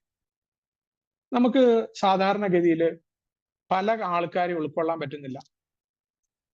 ഒരാളെ പരിപൂർണമായിട്ട് കേട്ടിരിക്കാൻ നമ്മളെ കൊണ്ട് പറ്റുന്നില്ല, അല്ലെങ്കിൽ അയാളുടെ ആശയങ്ങളെ എടുക്കാൻ പറ്റുന്നില്ല, അയാളോട് മറുപടി പറയണമെന്ന തോന്നൽ നമുക്ക് വരുന്നു. അതൊക്കെ നമ്മളുടെ പോരാട്ടം കൊണ്ടാണ്. കാരണം നമ്മൾ ഭയങ്കര സംഭവമാണ്. ഈ മദ്യം തരുന്ന അതേ സാധനം മദ്യം കുടിച്ചുകൊണ്ടിരിക്കുമ്പോൾ ഉണ്ടാവുന്ന സ്വഭാവമാണ്. ഇത് നമ്മുടെ അടുത്ത് നിന്ന് മാറുന്നില്ല എന്നുള്ളതാണ് യാഥാർത്ഥ്യം. കുടിക്കാതിരിക്കുമ്പോൾ അവിടെ നമ്മൾ ഒരു യുദ്ധം നടത്തുന്ന രീതിയിലേക്കാണ് നമ്മൾ ജീവിതത്തിൽ പോകുന്നത്. വളരെ കഷ്ടപ്പെട്ടുകൊണ്ട് നമുക്ക് കുഴപ്പമുണ്ടാവും. ഒരു യുദ്ധത്തിന്റെ രീതിയിൽ വലിയ തയ്യാറെടുപ്പോട് കൂടിയല്ല മദ്യത്തെ മാറ്റി നിർത്തുന്നത്. അതേപോലെ ഭയന്നുകൊണ്ടുമല്ല. അയ്യോ ഞാൻ കുടിച്ചു പോയാൽ എന്താ ചെയ്യുക, ഇന്ന് ഞാൻ കുടിക്കും, ഞാൻ ഇന്നത്തെ ഒരു ദിവസം എങ്ങനെയൊക്കെയോ മാറ്റി വെച്ചു, അല്ലെങ്കിൽ ഇന്നും മദ്യം എനിക്ക് പ്രശ്നമാണ്, അങ്ങനെയൊന്നുമല്ല. മദ്യം തീർച്ചയായിട്ടും ആദ്യത്തെ തുള്ളി, ആദ്യത്തെ പെഗ്ഗാണ് കുഴപ്പം എന്ന ബോധ്യം കടന്നു വരുമ്പോൾ ഈ ആദ്യത്തെ പെഗ് എങ്ങനെയാ കടന്നു വരുന്നത്? ഏറ്റവും ഉദാഹരണം പറഞ്ഞാൽ നമ്മൾ പറയില്ലേ, നമ്മുടെ മീറ്റിംഗിൽ നമ്മുടെ സ്വഭാവം നമ്മൾ നോക്കിയാൽ മതി. നമുക്ക് ആ മീറ്റിംഗിൽ മര്യാദയ്ക്ക് ഇരിക്കാൻ പറ്റുന്നുണ്ടോ? മറ്റുള്ള ആൾക്കാരെ കേൾക്കാൻ പറ്റുന്നുണ്ടോ? ഏതെങ്കിലും ആശയങ്ങൾ പറയുമ്പോൾ അയാൾക്ക് മറുപടി പറയണം എന്നുള്ള തോന്നൽ നമുക്ക് വരുന്നുണ്ടോ? നമ്മൾ പോരാട്ടത്തിലാണ് അവിടെ. അതുകൊണ്ടാണ് നമ്മൾ ഇതെല്ലാം മാറ്റിയിട്ട് ഒരു ആത്മീയമായ അടിസ്ഥാനത്തിലാണ്. എന്താണ് ആത്മീയ അടിസ്ഥാനം? ആൽക്കഹോളിക്സ് അനോണിമസിന്റെ ആത്മീയ തലം വളരെ വിശാലമായി എല്ലാത്തിനെയും ഉൾക്കൊള്ളുന്ന, എല്ലാ രീതിയിലേക്ക് നമ്മളെ കൊണ്ടുപോകുന്ന ഒരു ആത്മീയ തലത്തെ കുറിച്ച് പറഞ്ഞിട്ടുണ്ട്. ആ രീതിയിലേക്ക് എത്താനുള്ള ശ്രമമാണ്. അവിടെയാണ് 10ാമത്തെ പടിയിലൊക്കെ പറഞ്ഞ ആത്മീയതയാണ്, അല്ലെങ്കിൽ എല്ലാം കൊണ്ടും ആയി എന്ന് പറഞ്ഞ് മടുത്തിരിക്കാനല്ല പറഞ്ഞിട്ടുള്ളത് നമ്മളോട്. മദ്യം തന്ത്രശാലിയായ ശത്രുവാണെന്ന് പറഞ്ഞു. അമിത മദ്യാസക്തി എന്ന രോഗത്തിൽ നിന്ന് എനിക്ക് പൂർണ്ണമായ മുക്തിയില്ല. നമുക്ക് പലപ്പോഴും ഈ അസുഖങ്ങളൊക്കെ, ഡയബറ്റിക്സ്, അതേപോലെ ലിവർ സിറോസിന്റെ ഫാറ്റി ലിവറൊക്കെ റിവേഴ്സ് ചെയ്യാൻ പറ്റും. ഇന്നത്തെ കാലത്ത് പല ആൾക്കാരും പണ്ട് കാലത്ത് തെറ്റായിട്ട് ഈ മരുന്നുകൾ നിർത്താൻ പറ്റില്ല എന്നാണ്. പക്ഷെ ഈ ഡയബറ്റിക് ഒക്കെ റിവേഴ്സ് ചെയ്ത് കഴിഞ്ഞാൽ വൺസ് മരുന്നുകൾ ഇല്ലാണ്ടാക്കാൻ പറ്റാറുണ്ട്. ഇനി മരുന്നുകൾ ഇല്ലാണ്ടാക്കിയാലും അയാളുടെ ഈ ഇൻസുലിൻ റെസിസ്റ്റൻസ് എന്ന് പറയുന്ന പവർ, അയാളുടെ ഫുഡും അയാളുടെ വ്യായാമവും നിർത്തിയാൽ വീണ്ടും തീർച്ചയായിട്ടും ഈ ഡയബറ്റിക്സ് വരും. അതിനർത്ഥം ഡയബറ്റിക്സിന്റെ ഗുളിക കഴിക്കാണ്ട് അയാൾക്ക് ഡയബറ്റിക്സിനെ കൺട്രോൾ ചെയ്യാന്നാണ്. അതേപോലെയാണ് മദ്യാസക്തിയുടെ കാര്യത്തിൽ ഉണ്ടാകുന്നത്. മദ്യാസക്തി എന്ന് പറയുന്ന സാധനം നമ്മളിൽ നിന്ന് എടുത്തു മാറ്റപ്പെടുന്ന പോലെ എടുത്തു മാറ്റപ്പെടും. പക്ഷെ നമ്മൾ എന്ത് ചെയ്യണം? അവിടെ നമുക്ക് ബോധ്യം ഉണ്ടാവണം നമ്മൾ മദ്യാസക്തരാണ് എന്നുള്ള ചിന്ത. അവിടെയാണ് നമ്മളോട് പറഞ്ഞിട്ടുള്ളത് നമുക്ക് ഡെയിലി ഒരു ദിവസത്തെ പരിപാടിയാണ്. അപ്പൊ നേരത്തെ ഞാൻ പറഞ്ഞില്ലേ, ഒരാളുടെ ആത്മീയ സുസ്ഥിതി പോവാൻ അധിക സമയമൊന്നും വേണ്ട. ഒരു മീറ്റിംഗിൽ പെട്ടെന്ന് തെറിവിളി ഉണ്ടാകുമ്പോൾ, ഒരാൾ സംസാരിച്ചുകൊണ്ടിരിക്കുമ്പോൾ വേറൊരാൾ അതിലേക്ക് കയറിയിട്ട് ഇടയിൽ കയറി സംസാരിച്ചാൽ, അല്ലെങ്കിൽ മദ്യപിച്ചുകൊണ്ട് ഒരാള് മീറ്റിംഗിൽ സംസാരിക്കുമ്പോൾ ഒക്കെ കുഴപ്പങ്ങളാണ് നമുക്ക് ഉണ്ടാവാറുള്ളത്. സംഭവം നമ്മൾ പറയും മദ്യപാനം നിർത്തണമെന്ന ആഗ്രഹവുമായി വരുന്നവർക്ക് സംസാരിക്കാൻ തന്നെയാണ് മീറ്റിംഗ്. വിദേശത്തൊക്കെ മദ്യപിച്ച് വരുന്നവരെ മീറ്റിംഗിൽ സംസാരിപ്പിക്കാറില്ല. അതാണ് പറയുന്നത്. ഒരാൾ ഇടയിൽ കയറി, പല ആൾക്കാരും മീറ്റിംഗിൽ ഇറങ്ങിപ്പോയപ്പോൾ ഞാൻ പറഞ്ഞില്ലേ, ആ പഴമക്കാരെ വിലയിരുത്തുമ്പോൾ ഞാൻ ഉയർന്നു നിൽക്കുന്നതുകൊണ്ടല്ലാതെ അവർക്ക് അത്ര പറ്റുന്നില്ല. ആ സമയമാണത്. ആത്മീയമായ സുസ്ഥിതി ദൈനംദിനമായി പാലിച്ചുകൊണ്ട് ഞാൻ പോകണം. ദൈനംദിന ശാന്തിയാണുള്ളത്. അവിടെയാണ് എന്റെ ഓരോ പ്രവൃത്തികളിലും ദൈവത്തിന്റെ ഇച്ഛ എന്താണ്? ദൈവത്തിന്റെ ഇച്ഛയാണ്. ഞാൻ പറയുന്നത് നടപ്പിലാക്കലല്ല. എങ്ങനെയാണ് എനിക്ക് ദൈവത്തെ സേവിക്കാം? എന്റെ ആഗ്രഹമല്ല. അവിടുന്ന് എന്താണോ ഉദ്ദേശിക്കുന്നത് അത് നടപ്പിലാവുകയാണ്. അവിടെ ദൈവം പ്രത്യേകിച്ച് എന്തെങ്കിലും നടപ്പിലാക്കുന്ന, ആകാശത്തിരിക്കുന്ന സ്കൈ ഡാഡി, ഏതെങ്കിലും ഞാൻ വിചാരിച്ച പോലെ എന്നെ സംരക്ഷിക്കുന്ന പിതാവായിട്ടല്ല. എന്റെ ജീവിതത്തിൽ സംഭവിക്കുന്നത് സ്വീകരിക്കേണ്ട കാര്യങ്ങളാണ്. ഞാൻ ആഗ്രഹിക്കുന്ന മുഴുവൻ കാര്യങ്ങളിലും ആ ദൈവത്തിന്റെ ഇച്ഛയാണ്. ആ ദൈവത്തിന്റെ ഇച്ഛ എന്ന് പറയുന്നത് ഞാൻ വിചാരിച്ചത് എനിക്ക് നല്ല ജോലി കിട്ടുക, ഞാൻ പോകുന്ന ഇന്റർവ്യൂ പാസ്സാവുക, ഞാൻ കൊടുത്ത ലോണ് പാസ്സാവുക, ഇതല്ല. മറിച്ച് ലോണ് പാസ്സാവാതിരിക്കുമ്പോൾ ഞാൻ എങ്ങനെ നിൽക്കുന്നു, എനിക്ക് ജോലി കിട്ടാതെയാകുമ്പോൾ ഞാൻ എങ്ങനെ നിൽക്കുന്നു, എന്റെ രോഗം ഞാൻ ടെസ്റ്റ് ചെയ്തിട്ടുണ്ട്, ആ ടെസ്റ്റ് ദൈവാനുഗ്രഹം കൊണ്ട് പോസിറ്റീവായി എന്നല്ല, അല്ലെങ്കിൽ നെഗറ്റീവ് റിസൾട്ട് വന്നു, അങ്ങനെയല്ല. അത് പോസിറ്റീവായിട്ട് അവിടെ എനിക്ക് ഡയഗ്നോസ് ചെയ്യുമ്പോൾ ഞാൻ എങ്ങനെ അതിനെ അതിജീവിക്കാൻ പോകുന്നു, ആ അസുഖമുള്ളപ്പോഴും എനിക്ക് എങ്ങനെ നിൽക്കാൻ പറ്റുന്നു എന്നാണ് ഇവിടെ പ്രോഗ്രാമിൽ ദൈവം പറഞ്ഞു തരുന്നത്. അതുകൊണ്ടാണ് നമ്മളോട് പറഞ്ഞിട്ടുള്ളത്. ഹാങ് ഓവറിനെ കുറിച്ച് പറയാറുണ്ട്. മദ്യപത്തിന്റെ സമയത്ത് നമുക്ക് ഹാങ് ഓവർ ഉണ്ടാവും. പലപ്പോഴും നമ്മൾ മദ്യപിക്കുന്നതിന്റെ കാരണം എന്താണ്? ഒരെണ്ണം കഴിച്ചാൽ ഹാങ് ഓവർ മാറും. പലരും പറയും ഒരു 90 അടിച്ചോ എന്ന് പറഞ്ഞുകൊണ്ട് കുടി തുടങ്ങുകയും പിന്നീട് പണിക്ക് പോകാൻ പറ്റാതെ വീണ്ടും വീണ്ടും മദ്യത്തിലേക്ക് പോകുന്ന ആളുകളാണ് നമ്മൾ. ഈ ഹാങ് ഓവർ, വൈകാരികമായ ഒരു ഹാങ് ഓവറിനെ കുറിച്ച് നമ്മളോട് പറയാറുണ്ട്. 8ാമത്തെ പടിയിലാ പറഞ്ഞിട്ടുള്ളത് വൈകാരിക ഹാങ് ഓവർ. അതെന്താ സംഭവം? ഇപ്പൊ ഈ ഇന്നലത്തെ അല്ലെങ്കിൽ ഇന്ന് ഉണ്ടായിട്ടുള്ള എനിക്കൊരു ദേഷ്യം ഒരാളോട്, അതിപ്പോ ഏതടിസ്ഥാനത്തിലായിക്കോട്ടെ ആ ദേഷ്യം,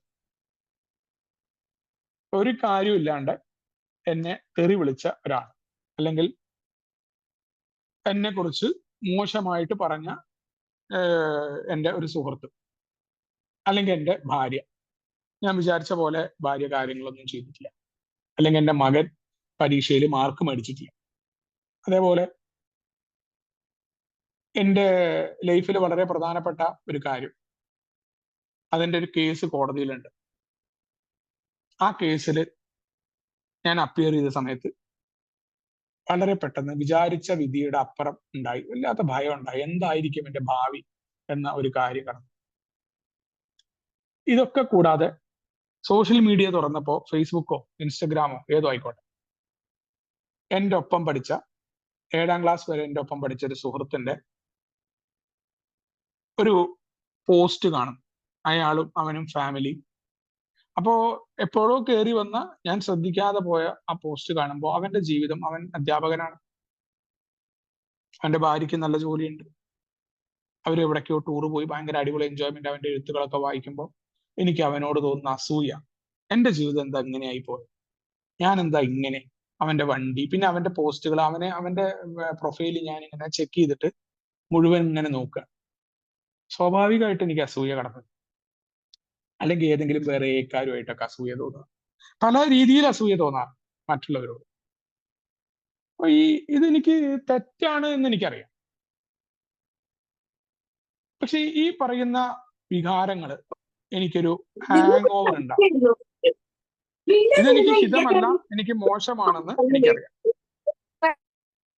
അങ്ങനെ ആകുമ്പോൾ അതെനിക്കൊരു വൈകാരികമായിട്ടുള്ള ഹാങ് ഓവർ ഉണ്ടാക്കേണ്ട, ഒരാളോട് ദേഷ്യപ്പെടേണ്ടി വരുമ്പോൾ പലപ്പോഴും പ്രശ്നം ഉണ്ടായിട്ടുണ്ട്.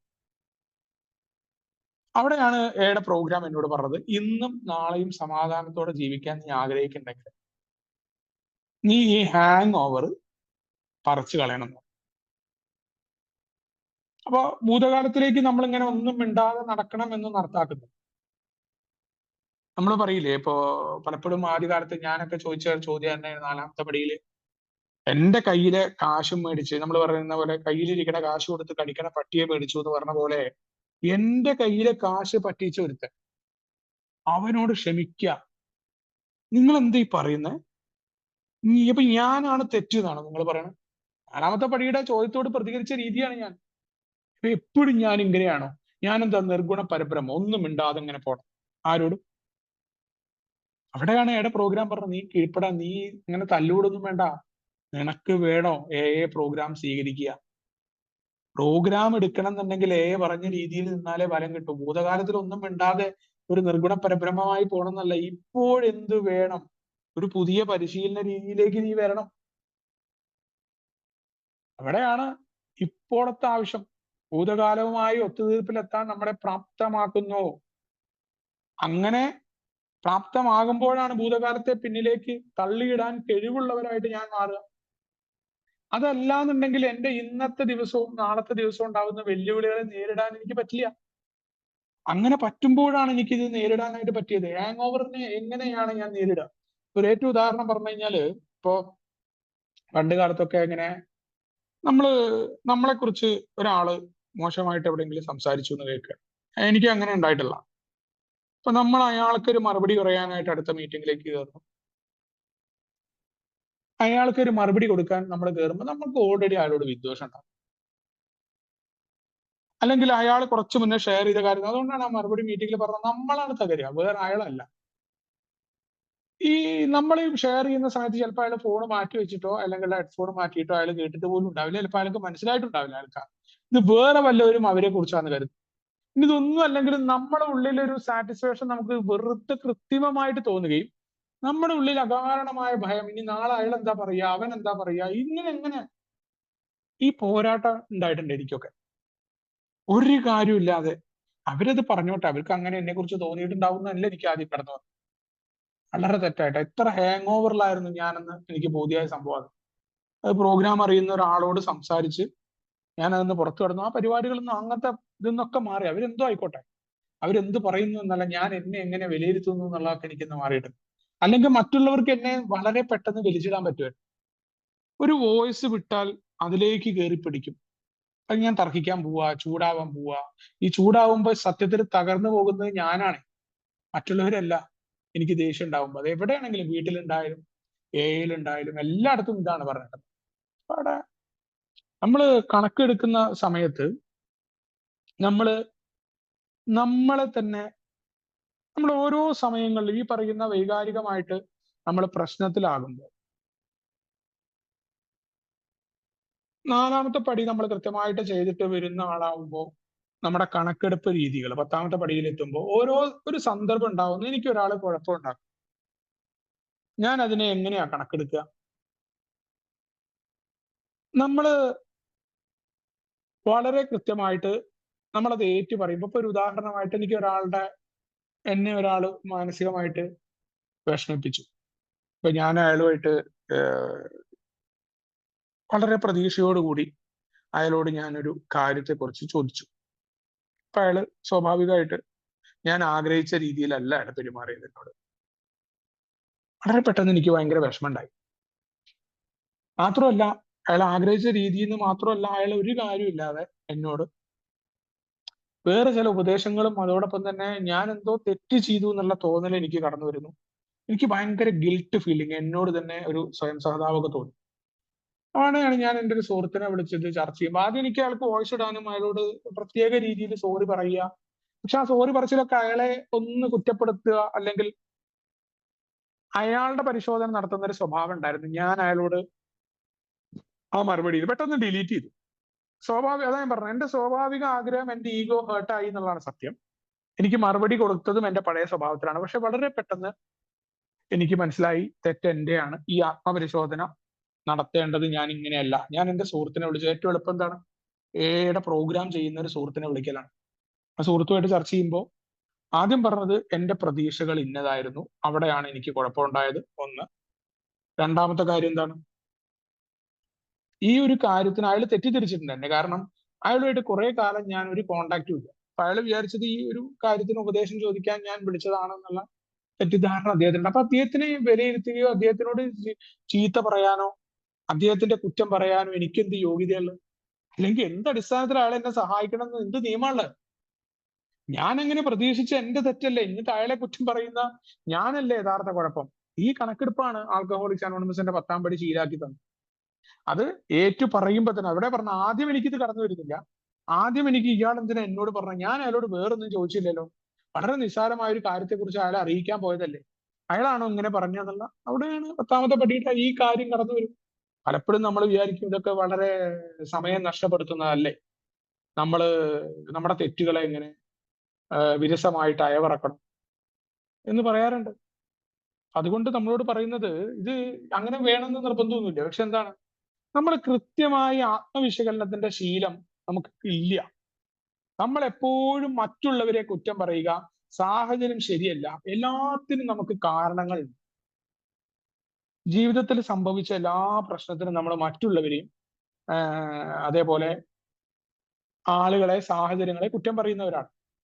അപ്പൊ എന്താ ഉണ്ടാവുക? ഇതിങ്ങനെ തുടർക്കഥയായിട്ട് മാറും. ഉത്തരവാദിത്തം ഏറ്റെടുക്കാത്തോടത്തോളം കാലം എന്റെ ജീവിതത്തിൽ പുരോഗതി ഉണ്ടാക്കാൻ എനിക്ക് പറ്റിയിട്ടില്ല. അതുകൊണ്ടാണ് എയുടെ പ്രോഗ്രാം എന്നോട് പറഞ്ഞത്, നീ വെറുതെ ഇങ്ങനെ ഭാഗ്യം പരീക്ഷിച്ചിരിക്കണ്ട. എപ്പോഴെങ്കിലൊക്കെ വരുന്ന ഭാഗ്യം വരുമ്പോ ഈ സന്തോഷം, പ്ലഷർ ഉണ്ടാവും. ആ പ്ലഷർ നിലനിന്ന് പോവില്ല. നീണ്ടു നിൽക്കുന്ന ഹാപ്പിനെസ് വേണമെന്നുണ്ടെങ്കിൽ എന്ത് വേണം? ഒരു കുഴപ്പം എനിക്ക് ഉണ്ടാവുമ്പോൾ ഞാൻ ആത്മവിശകലനത്തിലൂടെ എന്റെ തെറ്റ് കണ്ടെത്തിയാൽ എനിക്ക് ഭാവിയിലേക്ക് അത് ഉപകാരപ്പെടും.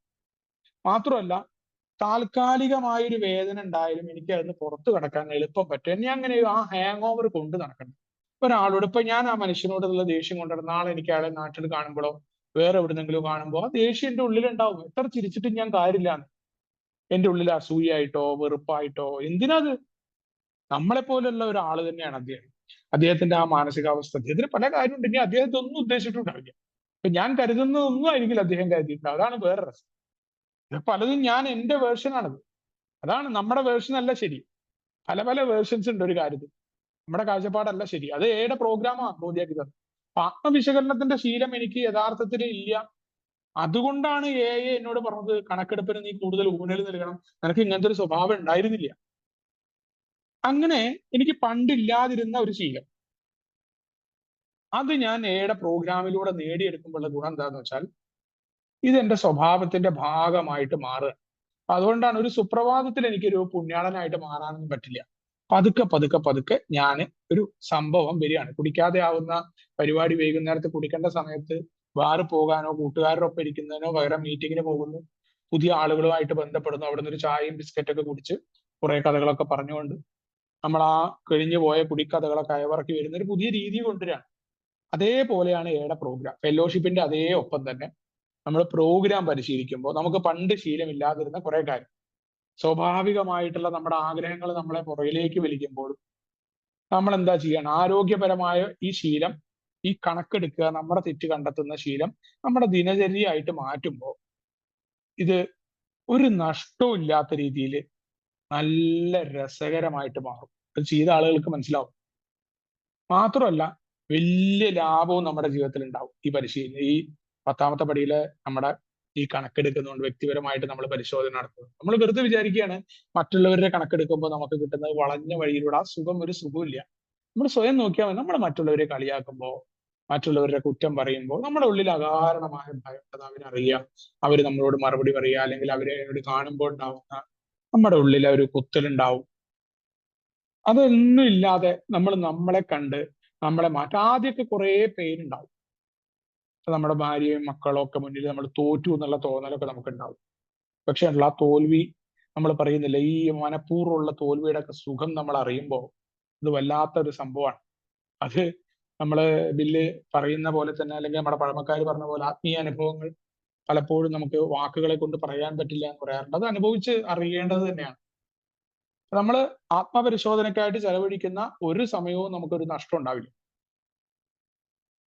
മാത്രമല്ല, ഒരു കുഴപ്പം എനിക്ക് ഉണ്ടാകുമ്പോൾ ഞാന് അതിനെ പരിശോധിക്കാനായിട്ട് നിൽക്കുമ്പോൾ എനിക്ക് ബാക്കിയുള്ള മണിക്കൂറുകളെ ഏറ്റവും മികച്ചതും സന്തോഷകരമാക്കും. ഈ റീസെന്റ് ആയിട്ട് തന്നെ അതിന്റെ ഒരു അനുഭവം എന്ന് പറഞ്ഞാൽ, ഒരു വ്യക്തി എനിക്ക് ഒരു 6-7 വോയിസ് ഇടുക, വളരെ വേണ്ടപ്പെട്ട ഒരാൾ. അദ്ദേഹത്തോട് ഞാൻ പ്രവർത്തിച്ചതും ഞാൻ ചെയ്തതുമായ കാര്യങ്ങൾ ഒന്നും നോക്കാതെ അയാള് എണ്ണി എണ്ണി എന്നെ കുറ്റം പറഞ്ഞുകൊണ്ട് എനിക്ക് വോയിസ് ഇട്ടു. എനിക്കത് കേൾക്കാതിരിക്കാനും തോന്നുന്നില്ല. എനിക്കറിയാം അത് കുഴപ്പമാണെന്ന്. രാത്രിയാണ് സമയം, അയാൾ മദ്യപിച്ചിട്ടുണ്ട് എന്ന് എനിക്കറിയാം.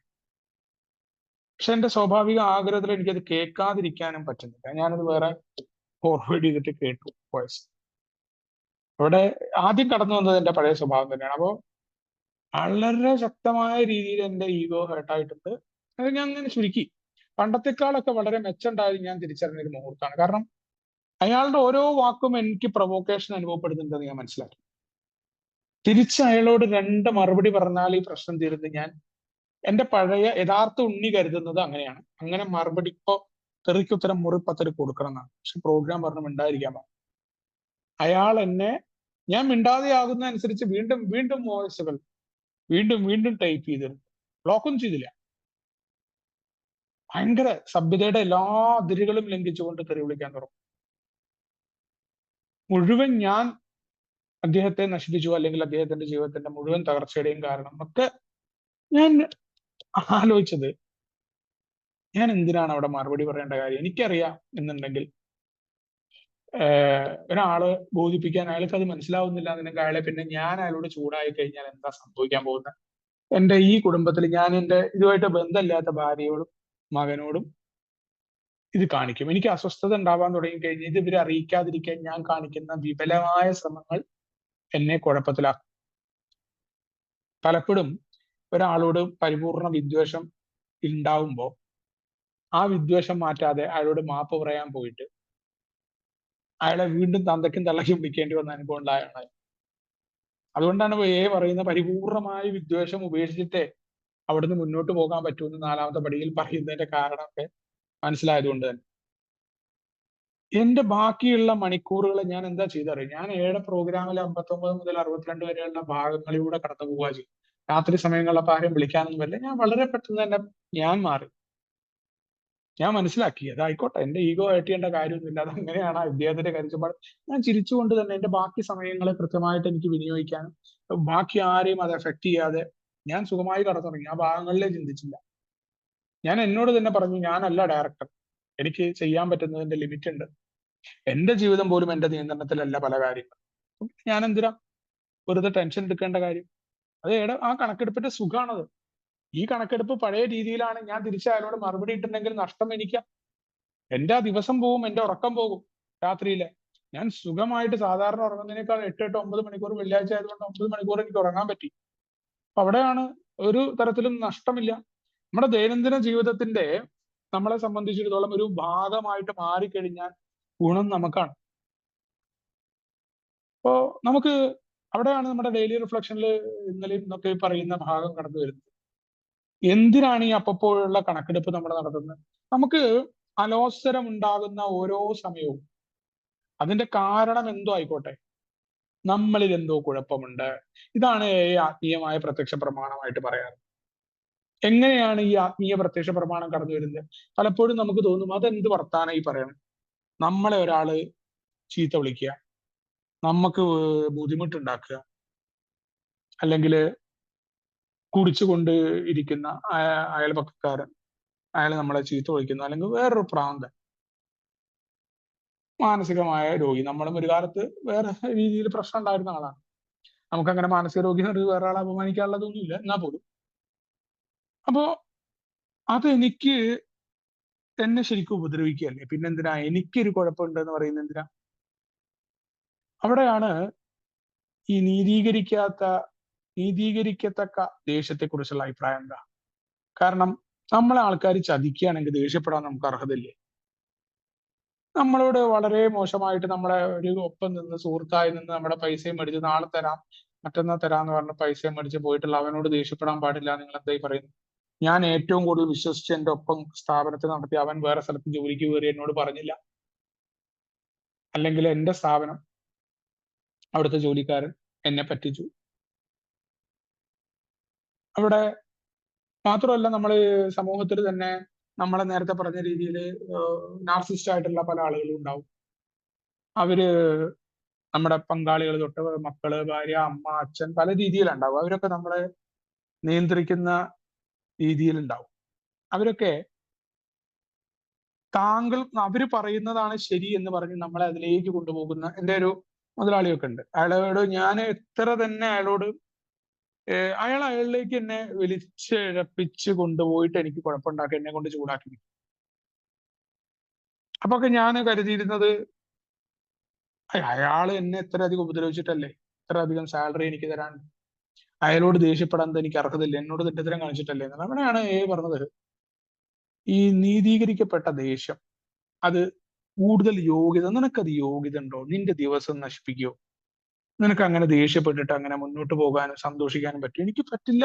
ഞാനിപ്പോ എന്റെ മുതലാളിയോട് ഞാൻ 4 ചീത്തയും ഒക്കെ പറഞ്ഞ എന്റെ ഉള്ളിൽ അകാരണമായ ഭയമാണ്. നാളെ അയാൾ പണി തരുമോ, അയാൾ എന്റെ അർബാബിനോട് പറഞ്ഞിട്ട് എന്റെ വിസ ക്യാൻസൽ ചെയ്യും, എനിക്ക് ഇവിടുന്ന് പോകേണ്ടി വരും. എന്തിനാത് സംഭവം? അയാൾ അത് വിട്ടിട്ടുണ്ടാവും, നമ്മളിത് വിടില്ല. അപ്പൊ നമ്മൾ നോക്കിയാൽ മതി. ഇപ്പൊ ഭാര്യമാരൊക്കെ ആയിട്ട് പല പ്രശ്നം ഉണ്ടാകുമ്പോൾ അവര് വേറൊരു ഫംഗ്ഷനൊക്കെ നമ്മൾ പോകുമ്പോൾ നമ്മുടെ ഉള്ളിൽ നിന്ന് അത് പോയില്ല. അവരവിടെയൊക്കെ മിങ്കിൾ ചെയ്താലും നമ്മൾ അതും പേറി നടക്കുകയാണ്. നമ്മുടെ ചിന്തയിൽ മൊത്തം അത് ഇങ്ങനെ ഇങ്ങനെ എന്നൊക്കെ പറയാ. ഇത് നമ്മളെ കാണുന്ന ആൾക്കാർക്ക് മനസ്സിലാവും. ദേഷ്യം പലപ്പോഴും ഉണ്ടായിട്ടുണ്ട്. നമ്മൾ ഈ ദേഷ്യവും വിടില്ല, നമ്മുടെ ഉള്ളിൽ ഇങ്ങനെ ഇതിങ്ങനെ വലുതാക്കും. നമ്മൾ ചെറിയ മുറിവ് ഇങ്ങനെ കുത്തി കുത്തി കുത്തി ഇറക്കും. അതുകൊണ്ടാണ്, കാരണം ഇതിൽ മറ്റുള്ളവർക്ക് കുഴപ്പമില്ല എന്നല്ല, താൻ പോരിമക്കാരില്ല സമൂഹത്തിലെന്നോ അവര് ആരും ദ്രോഹിക്കുന്നില്ല എന്നല്ല, ഇത്തരം ആളുകളൊക്കെ ഉണ്ട്. അവിടെയാണ് ഇത്തരം ആളുകളുടെ കൂട്ടത്തിൽ നിങ്ങൾ എങ്ങനെ പോകും? അവിടെ നിങ്ങൾ നമ്മൾ പറയുന്ന താമരയിലെ വെള്ളത്തിൽ കിടക്കുന്ന പോലെ മേത്ത് വെള്ളം പറ്റി പിടിക്കാതെ നിൽക്കുന്ന ഒരു പരിശീലനമുണ്ട്. ഇത് നമ്മളെ ബാധിക്കരുത്. അതിനർത്ഥം അവർ തെറ്റ് ചെയ്യുന്നില്ല എന്നോ അവരെല്ലാം നമ്മൾ മാത്രം തെറ്റുകാരാണെന്നല്ല.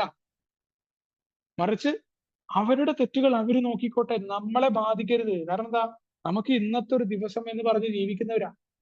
ഇന്ന് ഞാൻ മനോഹരമായി ഇപ്പൊ നിൽക്കുന്ന സ്ഥലത്ത് എനിക്ക് നിൽക്കാൻ കഴിഞ്ഞാലേ എനിക്ക് മനോഹരമായ നാളെകൾ ഉണ്ടാക്കാൻ പറ്റൂ. ആ നാളെകൾ എന്തായി തീരുമെന്നല്ല, ആ എന്തായി തീർന്നാലും അതിൽ ഞാൻ എങ്ങനെ നിൽക്കുന്നു എന്നതാണ് ഏറ്റവും വലിയ കാര്യം. കാരണം മദ്യാസക്തനായ എന്നെ പോലെ നീരസത്തിന്റെ ഇരകളായിട്ട് മാറിയ വേറെ ആരുമില്ല. ആ നീരസം നീതീകരിക്കപ്പെട്ടോ എന്നത് വിഷയമല്ല. ഞാൻ പെട്ടെന്ന് ദേഷ്യത്തോടു കൂടി ഒരാളോട് പൊട്ടിത്തെറിച്ചാൽ ആ ദിവസം എന്റെ നശിക്കും. പലപ്പോഴും എന്താ വെച്ചാൽ പൂർണ്ണമായിട്ട് ഈ ദേഷ്യം അങ്ങോട്ട് പ്രകടിപ്പിക്കാൻ പറ്റാതെ വരുമ്പോ, അതുകൊണ്ടാണ് ഈ തർക്കിക്കരുത് എന്നൊക്കെ പറഞ്ഞപ്പോ ഞാനൊക്കെ പറഞ്ഞു, ഞാൻ ഭയങ്കര താർക്കികനാണ് പഴമക്കാരോട്. എന്നോട് തർക്കിച്ച് മറ്റുള്ളവർക്ക് ജയിക്കാൻ പറ്റില്ല, പിന്നെ എന്താ എന്നോട് തർക്കിക്കേണ്ട പറയുന്നത് ചോദിച്ചു ഞാൻ. പിന്നല്ലേ മനസ്സിലായി, തർക്കിക്കാന്ന് പറഞ്ഞു കഴിഞ്ഞാൽ തോറ്റു എന്ന് പറഞ്ഞാൽ തോൽവി ഇഷ്ടപ്പെടാത്ത ഒരാളാ. ഉടൻ കയ്യും കാലും പോകും, എങ്ങനെയും ജയിച്ചേ പറ്റൂ. ഉള്ളിന്റെ ഉള്ളിൽ എന്ത് തറവേല കാണിച്ചും എതിരെ നിൽക്കുന്നവരെ പരാജയപ്പെടുത്തും. അപ്പോ നമുക്ക് അടിക്കാനോ അല്ലെങ്കിൽ നമുക്ക് കീഴടങ്ങാനോ പറ്റുന്നവരുടെ നേരേക്ക് നമ്മൾ ശാരീരികമായിട്ട് ആക്രമിക്കുക. അത് പ്രത്യേകിച്ച് ഭാര്യ ആയിക്കോട്ടെ, കുട്ടി ആയിക്കോട്ടെ, അവരോടെ നമ്മൾ കാണിക്കുക. അപ്പൊ നമ്മൾ എന്താ ഉണ്ടാവുക? നമ്മുടെ ആ ദിവസം നഷ്ടപ്പെടുത്തും. നമ്മുടെ ഉള്ളിലെ നീരസം നമ്മളെ വല്ലാത്ത രീതിയിൽ ഭയത്തിലേക്കും കുഴപ്പങ്ങളിലേക്കും കൊണ്ടുപോകും. അപ്പോ മറ്റുള്ള ആളുകൾക്ക് ദേഷ്യം എന്താണ്, നമ്മൾ പറയുന്ന പോലെ ദേഷ്യം വരുന്നത് തെറ്റല്ല. ഒരു വികാരങ്ങളും മനുഷ്യന്റെ വികാരങ്ങൾ മനുഷ്യനെ അതിജീവിക്കാൻ സഹായിച്ച കാര്യങ്ങളാന്ന് പറയാറുണ്ട്. ദേഷ്യം ഇല്ലാതെ ഒന്നും ആവില്ല, അല്ലെങ്കിൽ പരിപൂർണമായിട്ട് ദേഷ്യം ഇല്ലാത്തൊരു മനുഷ്യനെ നമ്മുടെ പ്രോഗ്രാം പറഞ്ഞിട്ടില്ല. പക്ഷെ എന്താണ്, ഈ ദേഷ്യത്തെ നമ്മൾ പതുക്കെ പതുക്കെ പതുക്കെ വഴി തിരിച്ചു വിടാൻ പറ്റും. ഇപ്പൊ നമ്മുടെ സ്പോൺസറൊക്കെ എന്നോട് പറഞ്ഞത് ആദ്യതാണ്. അപ്പൊ നമുക്ക് നിങ്ങൾക്ക് ചീത്ത പറയാൻ, എനിക്ക് മലയാളം അറിയത്തില്ല, അതുകൊണ്ട് പിന്നെ പുള്ളി മലയാളത്തില് ഞാൻ അവിടെ പറഞ്ഞാൽ മതി എന്ന് പറഞ്ഞിട്ടുണ്ട്. എനിക്ക് സുഹൃത്തുക്കൾ ഉണ്ടായിരുന്നു, അവിടെ നമുക്ക് ദേഷ്യം വന്നു കഴിഞ്ഞാൽ ചീത്ത നമുക്ക് പറയേണ്ട ആളോടല്ലാണ്ട് ആ സാഹചര്യത്തിൽ നിന്ന് മാറിപ്പോ, അല്ലാണ്ട് കടിച്ചമർത്തി ദേഷ്യം നിന്നാ അത് പുറത്തേക്ക് വലിയ രീതിയിൽ വരും. കാരണം കാണുമ്പോ നമ്മുടെ ദേഷ്യം കൂടും. അപ്പൊ നമ്മളിങ്ങനെ അടിച്ചമർത്തി, ഇപ്പൊ സെറനിറ്റി പ്രയറൊക്കെ ചെല്ലി നിർത്തുക എന്നായിരുന്നു. അങ്ങനെ നിൽക്കുന്നില്ല ഈ സാധനം. ഇത് നമ്മുടെ വികാരമാണ്, ഇതിനെ നമുക്ക് അങ്ങനെ നിയന്ത്രിച്ച് നിർത്താൻ പറ്റില്ല. അപ്പൊ എന്താ ഉണ്ടാവുക എന്ന് വെച്ചാൽ നമ്മളുടെ സ്വഭാവം അനുസരിച്ചിരിക്കും അവിടെ അപ്പുറത്തുള്ള ആൾ വീണ്ടും കാണിക്കുന്ന പ്രവൃത്തി വളരെ അധികം നമുക്ക് ഇറിറ്റേഷൻ വരും. കാരണം ദേഷ്യം നമുക്ക് മാറിയിട്ടില്ല. അവിടെയാണ് ആ സാഹചര്യം ഒഴിവാക്കി പെട്ടെന്ന് അവിടുന്ന് മാറുക. ഏറ്റവും അടുത്ത സുഹൃത്തിനോടോ അല്ലെങ്കിൽ പറ്റുന്ന ആളോടോ നമ്മുടെ അതിലേക്ക് തന്നെ ആ തെറി പറയാനോ അല്ലെങ്കിൽ എന്താണ് തോന്നുന്നത് അവിടെ പറയാ. അങ്ങനെ പറഞ്ഞിട്ടാണ് തെറി പറച്ചിലില്ലാതെ, അല്ലാണ്ട് ഇപ്പോഴും പൂർണ്ണമായിട്ടും ആ തെറി പറച്ചിൽ മാറി എന്നല്ല ഞാൻ. ആ രീതിയിൽ പറഞ്ഞുകൊണ്ടാണ് ഞാനൊക്കെ മാറ്റിയത്. ആ സ്ഥലത്ത് നിന്ന് മാറുക, ആ ബാധിക്കപ്പെട്ട ആളോട് പറയാതെ വേറെ രീതിയിലേക്ക് മാറ്റാൻ പറ്റും. അല്ലെങ്കിൽ എന്താണ്, നമ്മുടെ എല്ലാ ദിവസം നമ്മുടെ നഷ്ടപ്പെടും. അത് നമ്മളിങ്ങനെ ഉള്ളിൽ ഒതുക്കി വെച്ച് കഴിഞ്ഞതിനെ കുറിച്ചും നമ്മുടെ ഇതിൽ പറയാറുണ്ട്. അത് ദയനീയമായിട്ട് നമ്മളെ പരാജയപ്പെടുത്തും. അതുകൊണ്ടാണ് നീതീകരിക്കപ്പെട്ട ദേഷ്യവും നീതീകരിക്കപ്പെടാത്ത ദേഷ്യവും വേർതിരിച്ചറിയാൻ കഴിവുള്ളവരല്ല മദ്യാസക്തർ എന്ന് പറയാം. എന്നെ സംബന്ധിച്ചിടത്തോളം എന്താണ്, എന്റെ കോപം എപ്പോഴും നീതീകരിക്കപ്പെടുകയാണ്. വല്ലാത്ത വൈകാരിക ലഹരിയിലേക്ക് നമ്മുടെ കോപം നമ്മളെ നിർത്തുകയാണ്. അതാണ് വരണ്ട മദ്യപാനം. പലപ്പോഴും ആ ദേഷ്യമാണ് പലപ്പോഴും കുപ്പിയിലേക്ക് പല ആളുകളെയും കൊണ്ടെത്തിക്കുക എന്ന് പറയുന്നത്. അതേപോലെയാണ് അസൂയ, മറ്റുള്ള ആൾക്കാരോടുള്ള അമിതമായ അസൂയ, കുശുമ്പ്, നമ്മുടെ സ്വയം സഹതാപം, അഭിമാനക്ഷതം. ഞാനിങ്ങനെ എന്റെ ഈഗോ ഹേർട്ടായി, അല്ലെങ്കിൽ മറ്റുള്ളവർ എന്നെ ഈഗോ ഹേർട്ട് ചെയ്തു, എന്റെ ഒപ്പം ജോലി ചെയ്യുന്ന ആൾക്കാർക്ക് പ്രൊമോഷൻ കിട്ടി, എനിക്ക് മാത്രം ഒന്നും ആയില്ല, അല്ലെങ്കിൽ എന്റെ ഭാര്യ എന്നെ അപമാനിച്ചു എന്നുള്ള തോന്നൽ തൊട്ട് ഇങ്ങനെ കുറെ വികാരങ്ങൾ നമുക്കുണ്ട്. അപ്പൊ അതൊക്കെ ഈ പ്രോഗ്രാം പറഞ്ഞ നമ്മൾ ഈ കണക്കെടുപ്പ് നടത്തുന്നതിനർത്ഥം അതില് പല അംഗങ്ങളുടെയും അനുഭവങ്ങൾ, അവരുടെയും കൂടി അനുഭവത്തിൽ നിന്ന് മനസ്സിലായിട്ടുള്ള കാര്യം, അവരുടെ ഭാര്യമാരൊന്നും അവരുടെ അനുഭവങ്ങൾ പറഞ്ഞിട്ടുണ്ടായിരുന്നു. അവരുടെ ഭാര്യമാര് പരിപൂർണമായിട്ട് മാറിയിട്ടൊന്നുമില്ല ഇന്ന്. പല ഭാഗങ്ങളിലും ഭാര്യമാര് കടുത്ത കുഴപ്പക്കാര് തന്നെയായിരുന്നു. അപ്പോ അത് അവരെ ബാധിക്കാതെ അവർ ഈ പ്രോഗ്രാമിൽ നിന്നത് അവർ പറഞ്ഞു. തീർച്ചയായിട്ടും അത്തരം പഴമക്കാരുടെ അനുഭവങ്ങളായിരുന്നു മുന്നേ പോയതാണ്. അതിനർത്ഥം അവരിന്നും അവരുടേതായ രീതിയിൽ തന്നെയാണ് ഭാര്യ. അവർ നല്ലോണം പോകുന്നില്ല, അവർ ഈ പ്രോഗ്രാം പരിശീലിക്കുന്നില്ല. മാത്രമല്ല ഇതിനെ പുച്ഛാണ്. മീറ്റിങ്ങിനെ പോലും പുച്ഛമുള്ള ഭാര്യമാരുള്ള ആൾക്കാരുണ്ട്. അവർക്ക് മീറ്റിങ്ങിൽ വീട്ടിൽ നിന്ന് പോലും പറയാൻ പറ്റാത്ത പഴമക്കാർ വളരെയധികം പുച്ഛത്തോടു കൂടി ആളുകളുടെ മുന്നിൽ നിന്ന് സംസാരിക്കുന്ന ആളുണ്ട്. അവിടെയൊക്കെ അവർ മാറ്റം ഉണ്ടാക്കിയിട്ടുണ്ട്. ആ പുറത്ത് പറച്ചിലുകൾ മാറ്റിയിട്ട് എന്നാലും അവരുടെ മുഖത്ത് ആ പുച്ഛം കാണാറുണ്ട്. പക്ഷെ അവിടെയൊക്കെ അവരിന്നും മക്കൾക്ക് വേണ്ടിയിട്ടും ചില അഡ്ജസ്റ്റ്മെന്റുകളൊക്കെ ചെയ്ത് ജീവിക്കുകയും അവരുടെ പരിശോധന നടത്താതെ ഇവര് മാറിപ്പോയി. എന്നാൽ പറയേണ്ടത് മുഖത്ത് നോക്കി അവരോട് പറയാനും, എങ്ങനെ പറയുന്നത്, ഈ വൈകാരികത ഇല്ലാതെ ഒന്ന് വരൂ കേട്ടോ, ഇന്നിരിക്കും, കുറച്ച് കാര്യം സംസാരിക്കാനുണ്ട്, അപ്പോഴേ നമുക്ക് പറയാൻ പറ്റൂ. അതല്ല നമ്മൾ ദേഷ്യത്തിൽ പറഞ്ഞാൽ നേരത്തെ പറഞ്ഞ രീതിയിൽ നമുക്ക് കുഴപ്പമുണ്ടാകും. നമ്മൾ എപ്പോഴും നോക്കിയാൽ മതി, നമ്മുടെ ദേഷ്യം മാറ്റിയിട്ട് നമ്മൾ സംസാരിച്ചപ്പോൾ നമ്മുടെ ഓഫീസിലായി കഴിഞ്ഞാലും നമ്മുടെ കൊളീഗ്സിനോടായിക്കോട്ടെ, നമുക്ക് ദേഷ്യത്തിലാണ് നമ്മൾ നിൽക്കുന്നതെന്നുണ്ടെങ്കിൽ എതിരെ നിൽക്കുന്നതെന്നൊന്നും മനസ്സിലാവില്ല. നമ്മുടെ മക്കളോട് എന്താ നമ്മൾ അമിതമായ ദേഷ്യം വന്ന് മക്കളോട് സംസാരിക്കുമ്പോൾ അവരെടുക്കില്ല അത്. നേരെ മറിച്ച് നമ്മൾ കുറച്ച് വിവേകത്തോടു കൂടി പതുക്കെയാണ് നമ്മൾ ഇടപെടുന്നതെന്നുണ്ടെങ്കിൽ വളരെ പെട്ടെന്ന് മാറ്റം വരും. അതുകൊണ്ടാണ് ആൽക്കഹോളിക്സ് അനോണിമസ് വളരെ ശക്തമായിട്ട് വികാരങ്ങളെ നമ്മൾ ആദ്യം എവിടെയാണ് തീർക്കേണ്ടത്, എങ്ങനെയാണ് മാറ്റിയെടുക്കേണ്ടത്, അതിനെ ഡൈവേർട്ട് ചെയ്ത് വിടേണ്ടതെന്നാണ് പറയുന്നത്. 10ാമത്തെ പടി വളരെ പ്രധാനപ്പെട്ടതാണ്. അത് നമ്മുടെ ദേഷ്യം ആയിക്കോട്ടെ, മറ്റുള്ള ആൾക്കാരോടുള്ള അസൂയ, ആത്മാനുകമ്പ, നമ്മുടെ സ്വയം സഹതാപം, അതേപോലെ നമ്മുടെ അഭിമാനബോധം, ഇതിനെല്ലാം ഈ രീതിയിൽ മാറ്റാനാണ് പറഞ്ഞിട്ടുള്ളത്. ഈ ഓരോ കുഴപ്പങ്ങളും അസ്വസ്ഥതകളും ഉണ്ടാകുമ്പോൾ നമ്മളിങ്ങനെ കണക്കെടുക്കണം. അതാത് സമയത്ത് നമ്മളെ വളരെയധികം നമ്മുടെ വികാരങ്ങളെ ശാന്തമാക്കാനായിട്ട് സഹായിക്കും. അതെന്താന്ന് വെച്ച് കഴിഞ്ഞാൽ നമ്മുടെ ദീർഘകാലമായിട്ട് നമുക്ക് പല പ്രശ്നങ്ങളും ഉണ്ടായിട്ടുണ്ട്. നമ്മുടെ ജീവിതത്തിൽ ഒരു പ്രശ്നം കടന്നു വരുമ്പോൾ ഇതുവരെ നമുക്ക് ചില ഉത്തരങ്ങൾ കിട്ടാത്ത ചില കുഴപ്പങ്ങൾ, അതിന്റെ ഉത്തരങ്ങൾ നമുക്ക് ഈ കണക്കെടുപ്പിൽ കിട്ടാൻ പറ്റും. ഈ ഒരു പ്രശ്നം ഇന്നതാണ് എന്ന് നമ്മൾ കണ്ടെത്തുമ്പോൾ നമ്മളുടെ ഉത്തരവാദിത്തം ഏറ്റെടുക്കുമ്പോൾ നമുക്ക് മുന്നോട്ടുള്ള പോക്കിൽ അല്ലെങ്കിൽ ഭാവിയിൽ അത്തരം പ്രശ്നങ്ങൾ ഉണ്ടാകുമ്പോൾ നമുക്കൊന്ന് ശ്രദ്ധയോടുകൂടി അവിടെ വീണ്ടും ഒരു അബദ്ധം ഉണ്ടാവാതിരിക്കാൻ പറ്റും. അപ്പൊ തെറ്റുകൾ അവിടെ നമ്മൾ അംഗീകരിക്കാൻ തുടങ്ങും. അത് പുതിയ രീതിയാണ് എന്നെ സംബന്ധിച്ചിടത്തോളം. അതിനു മുന്നേ എന്തിനും ഏതിനും ഉത്തരവാദിത്തം ഏറ്റെടുക്കാതെ കുറ്റപ്പെടുത്താൻ എന്തെങ്കിലും വേണമെന്ന് പറഞ്ഞു കഴിഞ്ഞാൽ പതുക്കെ എന്റെ തെറ്റുകളെ അംഗീകരിക്കാൻ തുടങ്ങി. ഇനി എന്റെ തെറ്റല്ലെങ്കിൽ മറ്റുള്ളവരുടെ തെറ്റാവുമ്പോൾ അത് പൊറുക്കാനുള്ള സന്നദ്ധത എനിക്കുണ്ടായി. അവിടെയാണ് പറഞ്ഞു വിഷമം. ഇനിയിപ്പോ ഒന്നുമല്ല, നീ വിചാരിച്ച പോലെ നിനക്ക് ഇടയ്ക്ക് വീഴ്ചകളൊക്കെ സംഭവിക്കാറുണ്ട്. അവിടെ വിഷമമൊന്നുമില്ല. പുരോഗതി നീ നോക്കുക, പരിപൂർണത ലക്ഷ്യം വെച്ചുകൊണ്ട് പുരോഗതിയിലേക്ക് പോകാൻ പറഞ്ഞു. അതൊരിക്കലും ന്യായീകരണമായിട്ട് ഉപയോഗിക്കരുത്. നിന്റെ തെറ്റുകൾ, നീ മദ്യാസക്തനാണ്, അതുകൊണ്ട് നിനക്ക് ഇങ്ങനെ പറ്റി എന്നൊക്കെ പറഞ്ഞാൽ ഉപയോഗിച്ചു കഴിഞ്ഞാൽ മോശമല്ലേ? നമ്മുടെ കീഴെ വരുന്ന ആളുകളെ അല്ലെങ്കിൽ മറ്റുള്ള ആൾക്കാരെ നമ്മൾ ഉപദ്രവിക്കാൻ തുടങ്ങും. ആത്മനിയന്ത്രണത്തിന്റെ വികസനം, ആത്മനിയന്ത്രണം എങ്ങനെ ഉണ്ടാക്കാം എന്നതാണ് ലക്ഷ്യം. അത് ഏറ്റവും മുൻഗണന അർഹിക്കുന്നതാണെന്നാണ് പ്രോഗ്രാം എന്നോട് പറഞ്ഞത്. അതിന് വളരെ പെട്ടെന്ന് അല്ലെങ്കിൽ ഒരു വേണ്ട വിചാരം ഇല്ലാതെ ഒറ്റയടിക്ക് ഉടനടി പ്രവർത്തിക്കുക, ഉടനടി പറയുക, എന്തെങ്കിലും കാണിക്കുമ്പോഴേക്കും എടുത്തടി ഉള്ള പ്രവർത്തികൾ, ഇതൊക്കെ ഞാൻ മാറ്റണം. അങ്ങനെ ആകുമ്പോൾ എന്തുണ്ടാവുക, എനിക്ക് സഹിഷ്ണുത ഉണ്ടാവില്ല. നമുക്ക് വെറുതെ മീറ്റിങ്ങിൽ പറയാനും അല്ലെങ്കിൽ മറ്റുള്ള ആൾക്കാരുടെയിലൊക്കെ പറയാൻ പറ്റും, പക്ഷെ എനിക്കുണ്ടാവില്ല. അപ്പോൾ ദയാഹീനമായിട്ടുള്ള വഴക്ക്, മനഃപൂർവ്വമുള്ള ദേഷ്യം ജനിപ്പിക്കുന്ന മറ്റുള്ളവരോടുള്ള വിലയിരുത്തല്, ഇത് നമ്മളോട് ഒരാളുമായിട്ടുള്ള നമ്മുടെ ബന്ധത്തെ ഒരു ദിവസത്തേക്കോ അല്ലെങ്കിൽ കുറെ കാലത്തേക്കോ നമുക്കല്ലേ കുഴപ്പം. നമ്മൾ ഒരാളെ വിലയിരുത്തി അയാളെ ശത്രുവായിട്ട് കരുതുമ്പോൾ നമ്മളെ നശിപ്പിക്കുന്ന. അതുകൊണ്ടാണ് ഒരാളോട് എന്തെങ്കിലും പറയാനുണ്ട്, ആ വോയിസ് ഇടുന്നതിന് മുന്നേ ഒരു 3 വട്ടം ആലോചിക്കണം. എന്തെങ്കിലും എഴുതുന്നതിന് മുന്നേ ഉടനടി ഈഗോയിസ്റ്റിക് ആയിട്ട് മറുപടി പറയരുത്. നമ്മുടെ ഗ്രൂപ്പുകളിലൊക്കെ നമ്മൾ നോക്കിയാൽ മതി, ഒരാളൊരു പോസ്റ്റ് ഇടുമ്പോൾ അതിന് മറുപടി പറഞ്ഞു, അവൻ എന്റെ ഈഗോ ഹേർട്ടായി. പല പ്രശ്നങ്ങളും ഉണ്ടായിട്ടുള്ളത് ഇതിന്റെ കാര്യമാണ്. നമ്മുടെ ടൈപ്പിംഗ് ഇടല്, ഒരാളോട് എങ്ങനെ പറയണം നമുക്കറിയില്ല, അത് പെട്ടെന്ന് ഈഗോ ഹേർട്ടാവും ഒരാളോട് നമ്മൾ നേരിട്ട് പറയുമ്പോൾ. ഏതൊരു കാര്യവും അതാണ്. നമുക്ക് കുഴപ്പമാണ്. അതുകൊണ്ട് തന്നെയാണ് നമ്മളോട് വളരെ കൃത്യമായിട്ട് പറയുന്ന ഒരു കാര്യമാണ് നമുക്ക് ഒരാളോട് ദേഷ്യം ഉണ്ടാകുമ്പോൾ അയാളെ നമ്മൾ വിമർശിക്കുക.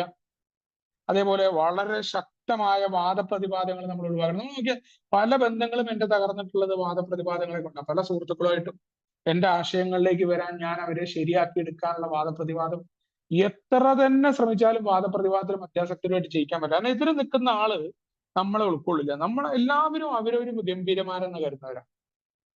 ഞാൻ സ്വയം ഞാനൊരു സംഭവം എന്ന് കരുതിയിട്ട് കാര്യമില്ല. അതുകൊണ്ടാണ് പറയുന്നത്. അതേപോലെ നിശബ്ദമായ പുച്ഛത്തെ കുറിച്ച് പറയാനാണ് 10ാമത്തെ പടി. നമ്മളൊരാളോടുള്ള പുച്ഛമൊക്കെ അടക്കി പിടിച്ചുകൊണ്ട് ഒരു പുച്ഛിക്ക ഉള്ളില് അവന്റെ ഒരു ഡയലോഗ്, ഓനൊക്കെ എന്നാ പായിട്ടില്ലേ, എന്താ ഓന്റെ ഒക്കെ അവസ്ഥ, ഇത്ര ഒന്ന് ആലോചിച്ചു നോക്ക്. നമുക്ക് അങ്ങനെ എന്ത് യോഗ്യതയുള്ളൂ നമ്മൾ അങ്ങനെ മറ്റുള്ളവരെ പുച്ഛിക്കാൻ?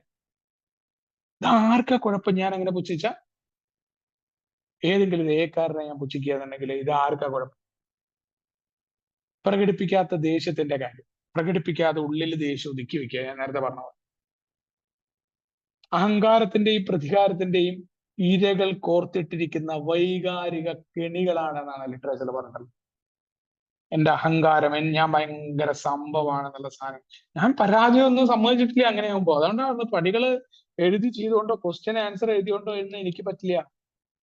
ഇത് പ്രവൃത്തിയിലേക്ക് കടന്നു വരണം. എങ്ങനെ ചെയ്തു എന്നല്ല, എവിടെ ഞാനിത് പ്രവർത്തിക്കുന്നു എന്നുള്ളിടത്താണ് എനിക്ക് മാറ്റം ഉണ്ടായത്. അവിടെയാണ് എനിക്ക് ആ സുഖം കിട്ടാൻ തുടങ്ങിയ, പ്രോഗ്രാമിന്റെ സുഖം. അതുവരെ വെറുതെ ഇങ്ങനെ മീറ്റിംഗിൽ പറയുന്ന പോലെ ആയിരുന്നില്ല അത്.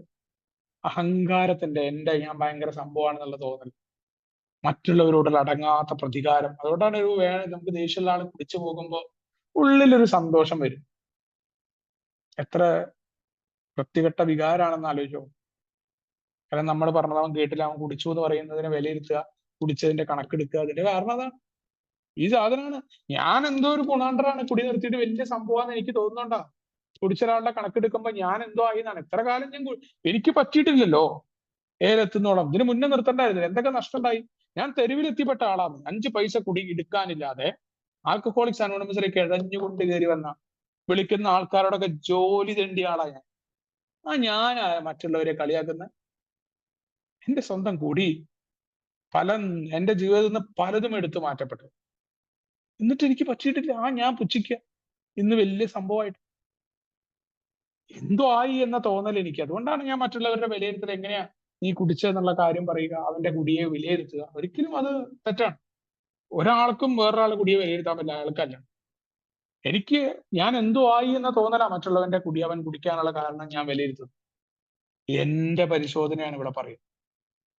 അല്ലെങ്കിൽ നമുക്ക് പ്രതികാരങ്ങൾ ഉണ്ടാവുക, മറ്റുള്ളവരോട് ദേഷ്യം ഉണ്ടാവുക, അസൂയ ഉണ്ടാവുക, വൈകാരിക കെണികളാണ് ഇത്. നമ്മളെ എന്തറിയോ, വല്ലാത്ത നമുക്ക് ഏടെ പ്രോഗ്രാമില് സുഖം അല്ലെങ്കിൽ നമുക്ക് നിൽക്കാൻ പറ്റില്ല. അപ്പൊ അത് നമുക്ക് മാറിക്കൊണ്ട് നമ്മൾ ആത്മനിയന്ത്രണത്തെ വളരെ കൃത്യമായിട്ട് തന്നെ ആൽക്കഹോളിക്സ് അനോണിമസിന്റെ പ്രോഗ്രാം പറയുന്ന രീതിയിലേക്ക് കൊണ്ടുപോകാൻ ഓരോ കണക്കെടുപ്പും ഭംഗിയായിട്ട് എന്തൊക്കെ നടന്നു എന്നും വിട്ടുപോകാതെ, ഞാൻ എന്നെ ഒരു ഭയവും ഇല്ലാതെ മറ്റുള്ള ആൾക്കാരെ പരിശോധിക്കുന്ന അതേപോലെ അതിനേക്കാൾ ഉഷാറായിട്ട് ഞാൻ എന്നെ പരിശോധിക്കുമ്പോൾ തീർച്ചയായിട്ടും എനിക്ക് എന്നെ കണ്ടെത്താനും വളരെ മികച്ച രീതിയിൽ, ഇന്നലത്തേക്കാൾ മികച്ച രീതിയിൽ മാറാനും പറ്റുന്നുണ്ട്. അതേപോലെ തന്നെ എനിക്ക് ഉണ്ടാകുന്ന അനുഗ്രഹങ്ങൾക്കായിട്ട് നന്ദി പൂർവ്വം ഓരോന്ന് സ്മരിക്കാനും മനസമാധാനത്തോടു കൂടി ഇന്ന് ഉറങ്ങാനും ഒരു കുഴപ്പങ്ങളും ഇല്ലാതെ വളരെ കൃത്യമായിട്ട് തന്നെ ഇവിടെ പ്രോഗ്രാം പറയുന്ന രീതിയിലൊക്കെ നിൽക്കാൻ, ജീവിതത്തെ ജീവിതമാകുന്ന രീതിയിലേക്ക് എടുക്കാനൊക്കെ സാധിക്കുന്നത് തീർച്ചയായിട്ടും ഈ വിലയിരുത്തുന്ന രീതിയിലാണ്. കൂടുതൽ